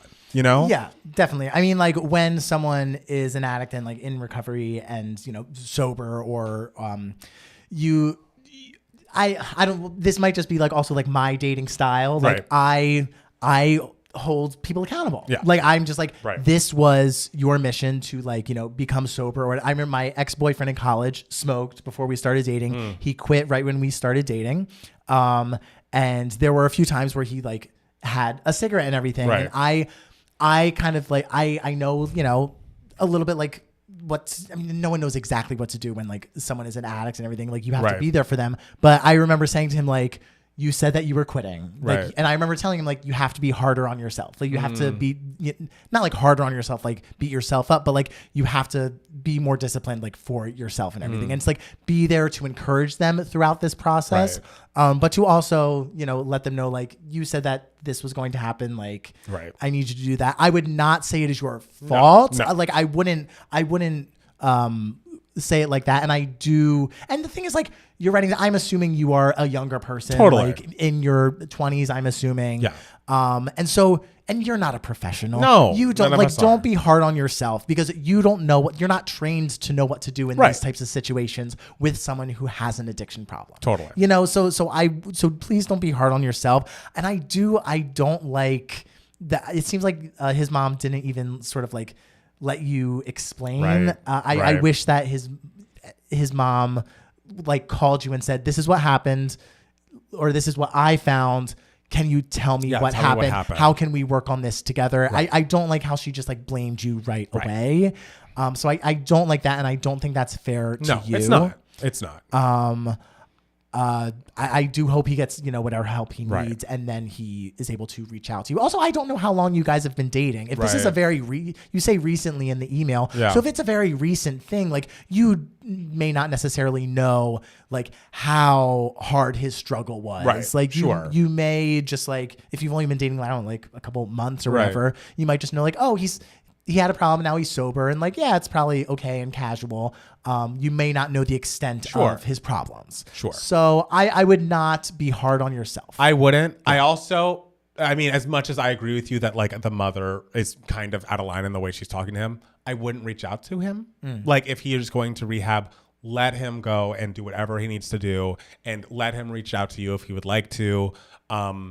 Just because he's like, this is now like a journey he's on by himself. And like, there's a way to say, like to be there and be like, hey, I support you, then do it. But if his family's wishes is that you don't contact him, I would respect the family's wishes, even if I don't agree with the way she's talking to you. You know what I'm saying? I do worry about, the only thing I worry about that is like, will the mother say like, he's not talking to you anymore and not give him any details about the But I mean, she scenario. already has enough control to have him blocked. Like she's blocked him from his phone and all this stuff. So I think at this point, it's like, you've got to move on with your life a little bit and send him good vibes from where you are.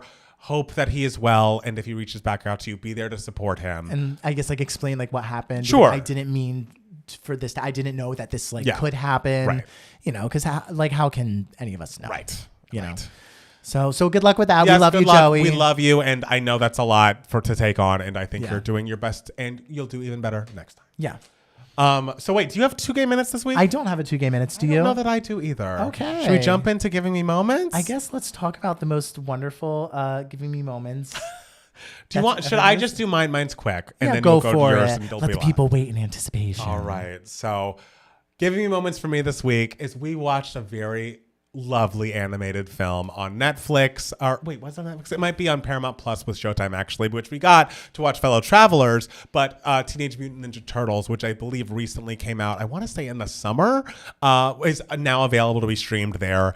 And guys, it is another film that, of course, stars Ayo Edebiri because she's in every fucking movie, great. and she's so good. But it also, we are kids who grew up in the Teenage Mutant Ninja Turtles era. That was one of the first Nintendo video games I ever played, was Teenage Mutant Ninja Turtles. So to see it reimagined in this very cool way by, I believe Seth Rogen was like an executive producer on the film, and Ice Cube was like the main villain, and it was like just a retelling of the origin story, and the animation style was so cool. They got real teens to play the Teenage Mutant Ninja Turtles. They had Jackie Chan voice acting. Oh shit, what is it? Oh, I've forgotten their mouse dad or whatever, their rat dad. Splinter? I want to say Splinter, but Splinter might be the bad guy. I apologize for all the Teenage Mutant Ninja Turtle heads out there. But the film is great. All I can say is it is like a very joyful romp. It is like an action comedy that feels very true to its teenage self. It had a great balance of attitudes.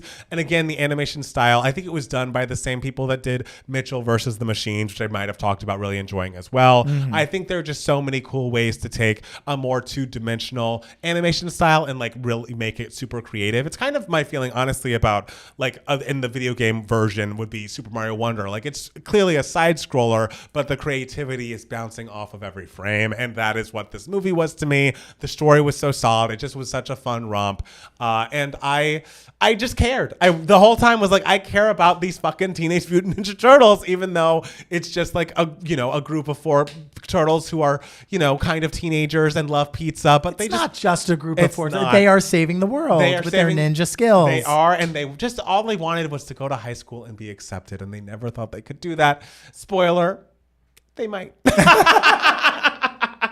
So, Shredder. Okay, it's Shredder, not Splinter. I apologize. Thank you, Shredder, for all of you do. Jackie Chan did a beautiful job as that performance. But yes, I just really enjoyed the film. You can stream it now. I would recommend it. It's good. Okay, guys.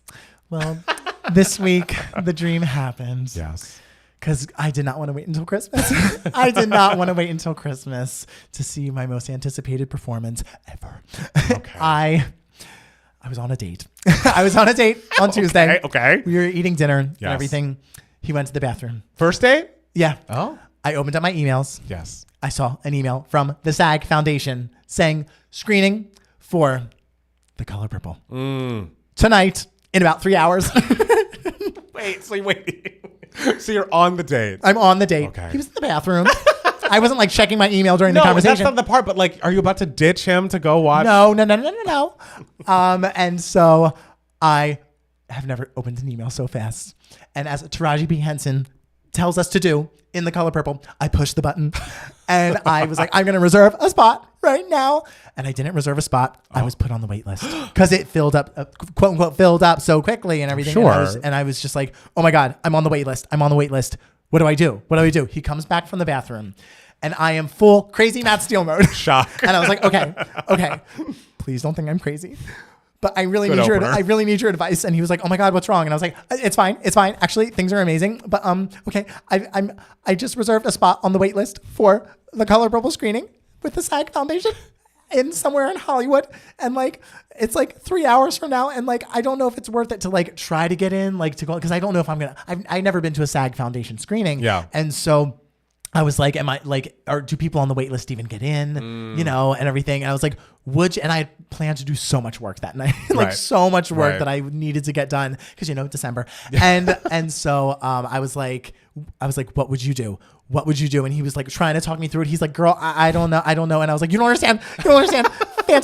Fantasia, I've been waiting for this performance for my entire life. You don't understand. And he was just like, and he casually just says, oh, I actually got to watch the screening of her final screen test. What? And I was like, okay, we'll talk about that later. First, tell me. I was like, why didn't you lead with that? Right. In the first Tinder message. And so he was just like, I think it's worth it for you to just go and like see if you can get in. And I was like, okay, great. So I was like, I have to go. Luckily, like we were paid out and we were just like chilling and talking and everything. So I go and I'm like ready to like wait and like of course hold my place and be like, I am getting into this screening. And so I asked the girl at the desk, I was like, I was there like an hour and a half early. And I told her, I was just like, hi, I'm on the wait list actually, so I'm just gonna chill. But like, can I use your bathroom? And she was like, yeah, sure. So then I come out of the bathroom and she looks at me and she just goes, you can just go in. No. She goes, I mean, I can just let you in. Like, just like essentially saying like, girl, it's not full. It's yet. not full. I assume they only like, they make it so that like only like a few seats, that like there are enough seats like open enough in case like last minute show ups come, blah blah. And so I was like, oh my God. So I sat in the theater for like an hour and I was just like, it's all happening. It's all Is that happening. when you took that picture? That's where I took that picture. Of course. On my Instagram at It's Matt Steele if you're not following me. At Matt Paul Music. Yes. And guys, the movie's great. The movie is great. Like visually stunning, gorgeous, like so well directed. The performances are so excellent. Danielle Brooks knocks it out of the park. Taraji P. Henson knocks it out of the park. Everyone knocks it out of the park. It is The Color Purple. So the story is just so beautiful and so moving. Yeah. It is an American classic. Everyone should know this story. But guys, I mean, Fantasia is so excellent. She does what she needs to do in that movie, and I am so thrilled. And the wildest thing about the performance is, since she was announced, I was just like, okay, like obviously, like, you know, the singing scenes are going to be like so fantastic. She's Fantasia and everything. But when I tell you, the non-singing moments of Fantasia in that movie are just as, if not more impressive than the singing moments that she has. She knocks this role out of the park. It is the role she was born to play. She delivers it so well. There are so many phenomenal moments of just like sheer joy that she has where she looks like she's like a teenager, or like moments of just like such despair. The entire movie is happening all around her. Like that is her. If you don't know the story of The Color Purple, the basic premise is it centers around this woman, Celie. It starts when she's a teenager, probably like 14 or something. And she has a sister. She is raped by her father multiple times and like bears his children. Her father takes her children away from her and sends them out. They don't know where. They don't know if the kids are dead. They don't know what happened to the babies and everything. And then the father sort of essentially like gives her away to be married to this awful abusive man who they call Mister, who has these awful children. And it just follows her life for decades, like almost 5 decades. I think it ends in like the 40s. It starts off in like 1909. It ends in like the 1940 something. And so it's just all this woman's life. And her entire life is told that she is useless, that she is ugly, because she's a shy, timid person and everything. Right. And she like rarely is able to stand her ground. And, also she has her sister, like as a child, who is her best friend, who goes to school and teaches her like everything about the world. Well, she and her sister become estranged for reasons that I won't spoil if you don't know the story. Okay. And so she is just like alone for all these decades. And so much of the story is her just observing all the colorful, fascinating, sometimes horrible, sometimes beautiful people around her. And so much of the movie is Fantasia reacting and this woman reacting to these people. And it's just so beautiful to watch her go through so much while saying so little. It's such a quiet character, but so impactful. And she does such wonders with it. I won't get into too much in case you don't know the story or the scenes or anything. She is so great. I am so proud of her. I am so thrilled that she has gotten this role because I really did not think the role was going to go to her. Wow.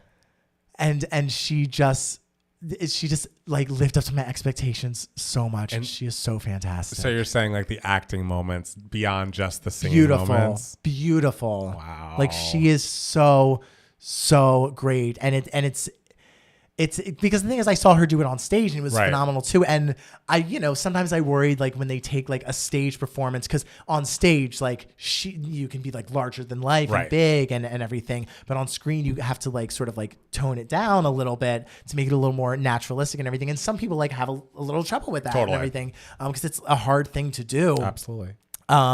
Especially when you're such a great live performer like Fantasia Barrino, our American Idol. Like, I mean, she makes the stage explode whenever she's on stage. Yes. And she was able to make the role so cinematic and so touching and nuanced and simple. I love how the movie dives more into the lesbian love story. This movie is based off on the musical, which is more close to the actual book than the original 1985 movie is, directed by Steven Spielberg. And so the book, there's more about the lesbian love story. And so in the musical, there's a little more about the lesbian love story. And this movie really expands upon that in such a beautiful way. So much of the movie dives into Celie's like imagination. So there are these like beautiful like fantasy moments that I think are really well done, especially in like when she's reading letters from Africa and she's like seeing it all around her. The romantic parts, like the fantasies that she has with those, are so effectively done. So many great ideas are incorporated into this movie. And again, I'm just so thrilled that her performance was as great as it was. She's so great. She was born to play this role. I'm just so proud of her. I love her so much. I can't wait to see it. I'm so excited. I'm so happy great. for you. She's great. I would have hated for you to be let down, and I'm so glad not. I know. I would have been sitting here just like, it was great. It was Everyone so great. It. Anyways, by giving me moments with my haircut. I love Fantasia. What a voice. She's like, no, this is a great performance and like a great movie with a lot of great performances. Yes. Like so many great performances. Yeah, and I was happy at the end of the screening, like when Fantasia's name popped up, she got such loud applause. I'm like, yes, SAG, vote for her. Nominate her, please, for the SAG Awards. All right. I'm excited. Yeah. I can't wait to see how this whole cycle goes for her. Yeah, and it's like it's not too much. It's not overwrought. It's just beautifully like simply done and impactful. She's great. She's great. I can't wait. Well, I'll be seeing it all. I will be seeing it, and I can't wait to be on the Fantasia Cloud 9 right there next to you. Guys, everyone, see The Color Purple. Yes. See Babylon. It's still 2023, but we're standing Babylon. Oh my God. Well, on that note, is there anything else you'd like to tell the people? Anything else you'd like to tell them they must watch, must see? Oh, there's a lot that you should watch. Past Lives, let's go. All right. And play Super Mario Wonder. Yeah. It's a joy. Okay. All right? Yeah. Thank you guys so much for watching and listening. We'll be back next week with more 2 Gay Mats, the podcast. Bye. Bye. Yeah. How long did I talk about that? I mean, I was happy with it. Okay, great.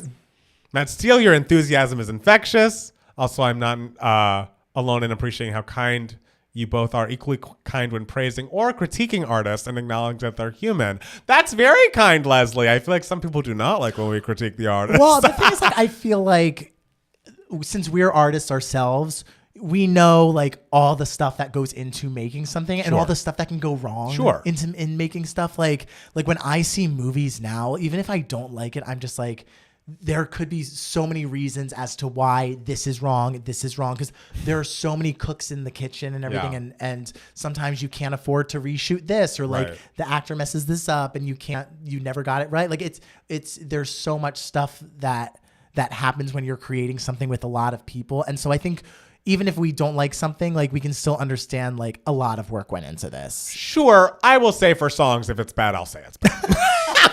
Of course. Sure. Yeah. If it's bad, I'll say it's bad. And I think that's okay. Yeah. Just because it's like, if I know the artist especially can do, like, I'm not going to seek out an artist that I'm not interested in to call something bad. Mm-hmm. But if it's like an artist I love and they make something bad. Sure. Because it's like, oh, it's just normal. Sure. Oh, Ernesto's here. Hi, Ernesto. Hi, Steals Ernesto. 10 gay minutes is what it says. 10 gay minutes, bitch. I love it. So happy to see the Mets. Happy both of you are just beaming. Oh, you with fucking Color Purple and me with Christmas. Our two favorite things. Imagine The Color Purple directed by Damien Chazelle or Darren Aronofsky. I don't think they would. I don't think they would direct The Color Purple. I also loved Halle Bailey's subtle but brilliant acting. Oh, Halle Bailey was lovely. That's good. She was great. And sometimes everything is a disaster, like Cinderella. Aw. Dr. Woods would disagree with you. Dr. Woods would disagree. She's the #1 Cinderella fan. It's true. Did they change Hell No too much? No, they didn't change Hell No that much. I will say like half of the score has been replaced. Like the entire like first half of the movie, minus the opening number. The opening number is the same as in the Broadway show, but like there are good like 4 songs, like 4, maybe 5, like numbers where I'm just like, this is new. I am pissed that they cut Our Prayer from the Color Purple musical. Is like one of my favorite songs in that show, and it's not in there, and I'm angry. Unfair. But like the new songs are good. Okay. Yeah, and then Hell No was like, okay, we're back to songs I recognize. Oh, Dr. Woods is here to root for Cinderella. I love it. Wait, did Fantasia really play the teenage version of her character too? No, she didn't. The girl who played the teenage Celie was great, and like they couldn't have picked a better person to play young Fantasia. She looks exactly like her. I mean, is that her in the preview? Because she looks just like her. Yeah, that's amazing. Yeah, we don't need another white man making The Color Purple. Yeah, I would foresee like a Color Purple made by a white guy, even if it was my King Damien Chazelle. I don't foresee that going over well. You know, Palmer, do you listen to Mayetta? If not, you might like her album. It's pretty much a Rihanna album. Questions, See You Around, Written by the Dream, F Your Friend, and Anybody Are Very Anti. Oh no, I don't know Mayetta, but I'll give her a listen because anyone who's doing something like Rihanna will make me be happy. Do you think Mariah would ever do a Hanukkah song? We could really use one. I think a comic on whatever late night show she did recently, was it Jimmy Kimmel? Asked her like, will you do a Hanukkah song? And she's like, well, Adam Sandler has a good one. So I don't foresee it. Do you think we'll get a cover, Mariah Carey's cover of the Hanukkah song? I don't. I don't. It's like how she won't do the Christmas song because she's like, maybe she just loves the original too much, like she does for.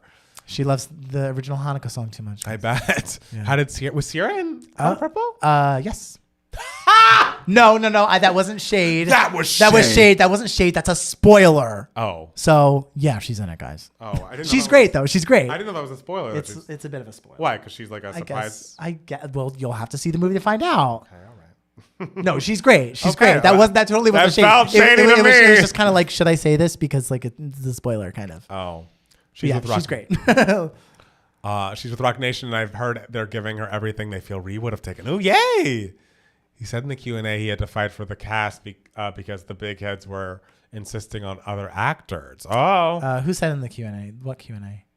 Michael Smith went to a... Oh, Michael Smith went to a New York Q&A. Oh, yes. And he saw the director. Yes. Mariah fight for sounds Fantasia. great in her tour. She posted "Miss You Most" snippet live. Did you see it? Yes. And I saw the Roof snippet. And I've seen her do "Hark the Herald" every night recently, and it's so fucking great. Damien Chazelle for the Company movie. I'll take that. I think Damien Chazelle would make a great Merrily We Roll Along. I think he would make great everything. He'd make a great Sunny in the Park with George. I really want that. I mean, I did love that drumming movie. Oh. Whiplash is great. Did love that drumming movie. If you know the story of The Color Purple, you know why Sierra's there. Sure. Yeah. Guys, Sierra's in the movie. Okay. Okay. And it won't be on the podcast, so we're just spoiling it for y'all. the 80 people who are here and whoever Who decides might to not know. rewatch this. Usually about 1,000 or 2,000. Crystal, Dr. Woods, Cinderella Forever. I know. Hey, I love that that's what we know her for. So, yeah, but we really are going to have a Christmas party next week. Holiday party, excuse me. Listen to a lot of holiday music together. If Mariah had a Hanukkah song, we could listen to that. We could. So we're going to have to listen to Adam Sandler's. Do you think Mariah misses Tanaka? Maybe the song is for her. Probably. I miss Tanaka. The handsome man. The handsomest got like, I think he was more handsome than Derek Jeter at his peak. I thought Tanaka was just gorgeous. I don't know what Derek Jeter looks like. He was cute. Bet he's hot. I'm sure he's hot. She's there to do 1-2 step, obviously. Oh, the end of the movie. What a 1-2 song. Step. Let's go. Over the credits, 1-2 Yes. step plays. Automatic super. Sierra's in the trailer. No worries. Yeah. Okay, great. Yeah. Funky fresh with my body. So Or you could listen to Leonard Cohen. We did that already. But like at the holiday party. Oh. Does he have Hanukkah songs? Everybody, Martin Poppy. Grab he have somebody. Hanukkah songs? Work somebody, work your body. Let me see the 1-2 step. Oh, what a time. I loved when she only sang one note. Matt Steele is Past Lives worth it and will get nominated for the Oscars. Yes. Is it worth it? Yes. Is it streaming already, or do I need to rent it? You need to like rent it. Okay, I can do that. I can rent it. Yeah. If I as many Oscars as it can get nominated for, I will support. It came out a long time ago. I'm hoping it doesn't like disappear in the mist. But I think A24, I think that's like kind of like their indie push of the year because they know it was so beloved. It was so well received. Yeah, I didn't hear well-received. one bad word about it. Yeah. If it could get an acting nomination from any of them, I'd be so happy. The three of them are so great. What is Past Lives? Past Lives is the best movie of the year. Check it out. I am interested in seeing that. Hey, you two bring such good vibes. Listening from the Philippines. Oh my God, hi. Sierra's debut album was such a banger. What a classic. Absolutely. The fact that Mariah was still singing about Derek Jeter in Charm Bracelet era.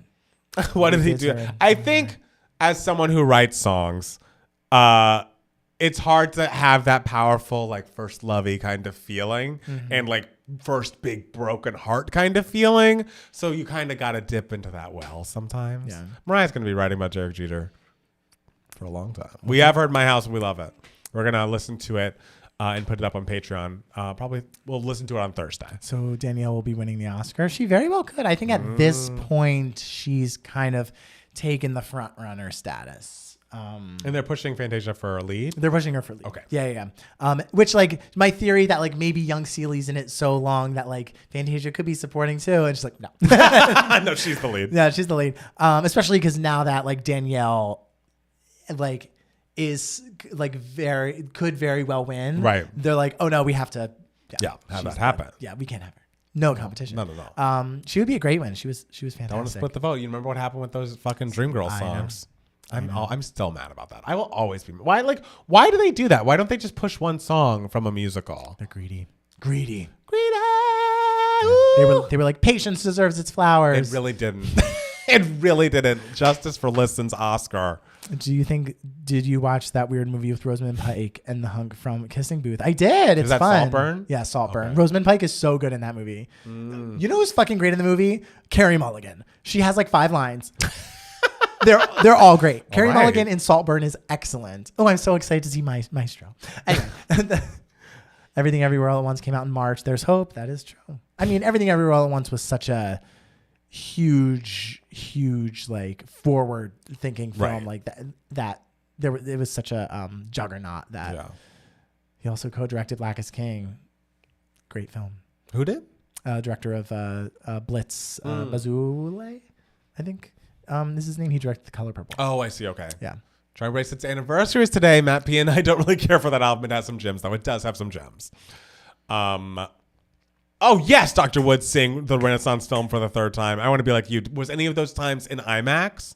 Because that's the only reason I might get back to the theater for it. Is like, should I see this in IMAX? I mean, I may. the lady from Gone Girl will never play a normal character. I mean, she's great. Like Rosamund Pike is great at just playing like a woman who like seems normal when you first look at her, and then she does the tiniest little thing, and you're like, oh no, she's crazy. Like in An Education, she's plays, a supporting role to Carey Mulligan, and you're just like, this lady's crazy. Like she seems normal at first, but she's kind of crazy. Yeah, she's great. You haven't seen Everything Everywhere All at Once? Oh, See it, Christian, give it a watch. You'd like it. I loved it. Carey Mulligan deserved for Promising Young Woman. That's a great movie. That takes your breath away. Ooh, that ending when something wonderful starts playing. I will never forget sitting in the chair and melting. Sorry, Barb, we should win because Dua, just saying. Not that song. Billy. And I'm not one for giving Billy every single award.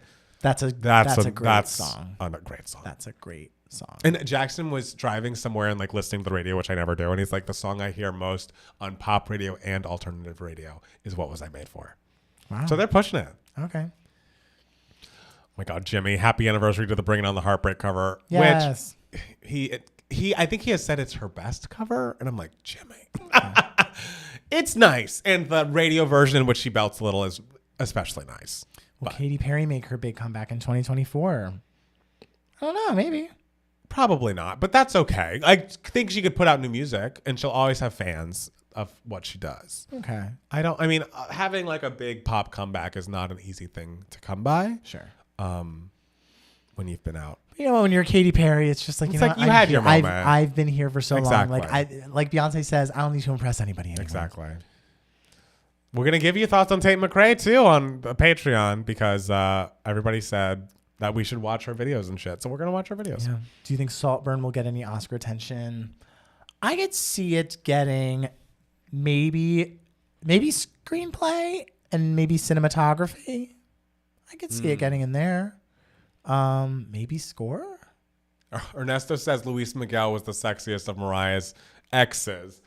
I mean, I only know him from the time he was with Mariah, and I don't know. I didn't find him unattractive, but it wasn't like he was. What does Luis He Miguel wasn't look like Tanaka. Tanaka to me is just gorge. Let me see. Luis Miguel. I'm going to look him up 1999. Luis Miguel. Like, he's not an unattractive man.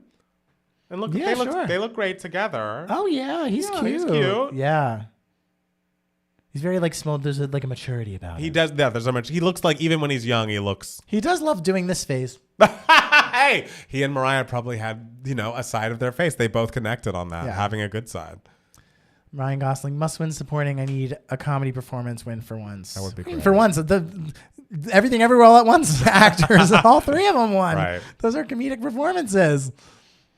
Would you guys ever go on a reality show? I want to see Matt Steele scream in a Survivor challenge. Oh my God, guys. He would go on. Crazy thing happened to me today. Uh-oh. I was finishing up at the restaurant where I work, and a guy sits down with his two kids, and he has like a beard and everything, and he's like really great with the kids, and the kids are really cute, and like, but the kids are very chatty, and the kids are like, every time I walked by, they were just like, "Can I ask you a question?" And I was like, "Sure." Yeah. And so they kept asking me questions, and then finally, like, one of the questions was, one of the kids was like, "Do you watch Survivor?" And I was like, "Yeah, I watch Survivor." And he was just like, "My dad won." And I was like, "Wait, what?" And he was just like, "Yeah."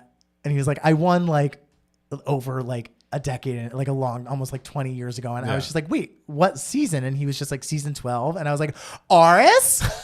I was like, "I didn't recognize you with your beard and everything." And he was just like, "Yeah." I'm like, a lot of people don't recognize me with the beard and everything. I was just like, "Oh my God, how are you?" And he's like, "I'm good." And I told him, I was like, "I'm a huge Big Brother fan, and that's why I started watching Survivor from the beginning. I'm now like, I'm binging like from beginning to end. I'm now on Redemption Island." And so yeah, you were great. Congratulations on winning Survivor. And so we like talked about like Big Brother and Survivor for That's amazing. Yeah, he was very nice. Does he watch Big Brother? He doesn't, no. But the thing is, like, Suri was on his season of Survivor. Oh, okay. That was Suri's first season of Survivor. She was like, "Yeah, Suri like is now like in the Big Brother community. How did she do on Big Brother?" And I was like, "She came in 5th." So yeah, it was fun. Yeah. And we still need to watch Traitors. I know. I need to watch wanna watch Traitors that. because I really want to that. watch season 2 with Dan and Janelle. I want to watch season 2 too. I find the lead actor from Saltburn handsome in a weird way. Which one? Barry Keoghan? Both. Yeah, they're both handsome. They are, but like, I guess who are we referring to? Because like my type is funny because it's like Jacob Elordi. I feel like is everyone's type. He's like 6'5" and gorgeous. Like that's not like a type. My type is alive. Okay, it's a very well ingrained. Everyone joke. in that movie is my type. Carrie Mulligan in that movie is my type now. I mean, you did say you'd marry Taylor Swift, so you Hey. have a. Come on. If Taylor Swift was like, "Hey, you want to get married?" You would be No. like, "Yeah, for a little bit." No, Come on, think of, like, I'm gay. yeah, but like you don't have to like. I don't know. I feel like you should be having sex with the person. Well, no, you should. If you're getting married, at least on like the wedding night, early on. Married At least on the wedding night. Yeah, married people have sex initially. Make her a woman on the wedding night. And I don't, that's not my ministry, Okay. right? Well, I just think it would be fun. Yeah.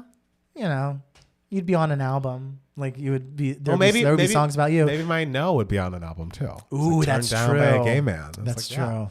you are. When I just rewatched a recent reaction to La La Land, that's still one of my all-time favorite movies. Yes, Christian the Taste.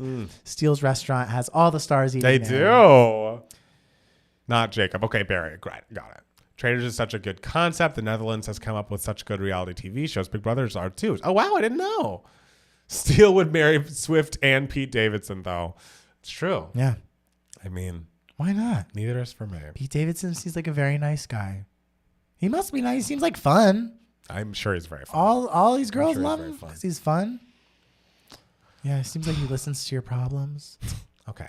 I need to get I dinner. just need someone to listen to my problems I because know Matt you Palmer do. doesn't want to listen. I to me. listen to them. You don't listen enough. I do them literally every week. I listen to your problems. I don't have super hardcore problems, You guys. don't. Just that it's December. It's December. That's a problem. That's a tough one for me. Oh, God. Guys, thank you for being here. It's not. We love you all. We love you all. No, Thank- I have not watched Squid Game. I hear it's fun. No, I have not watched the reality show either. Best of luck to all them. We'll talk to you very soon. Okay, goodbye. Everyone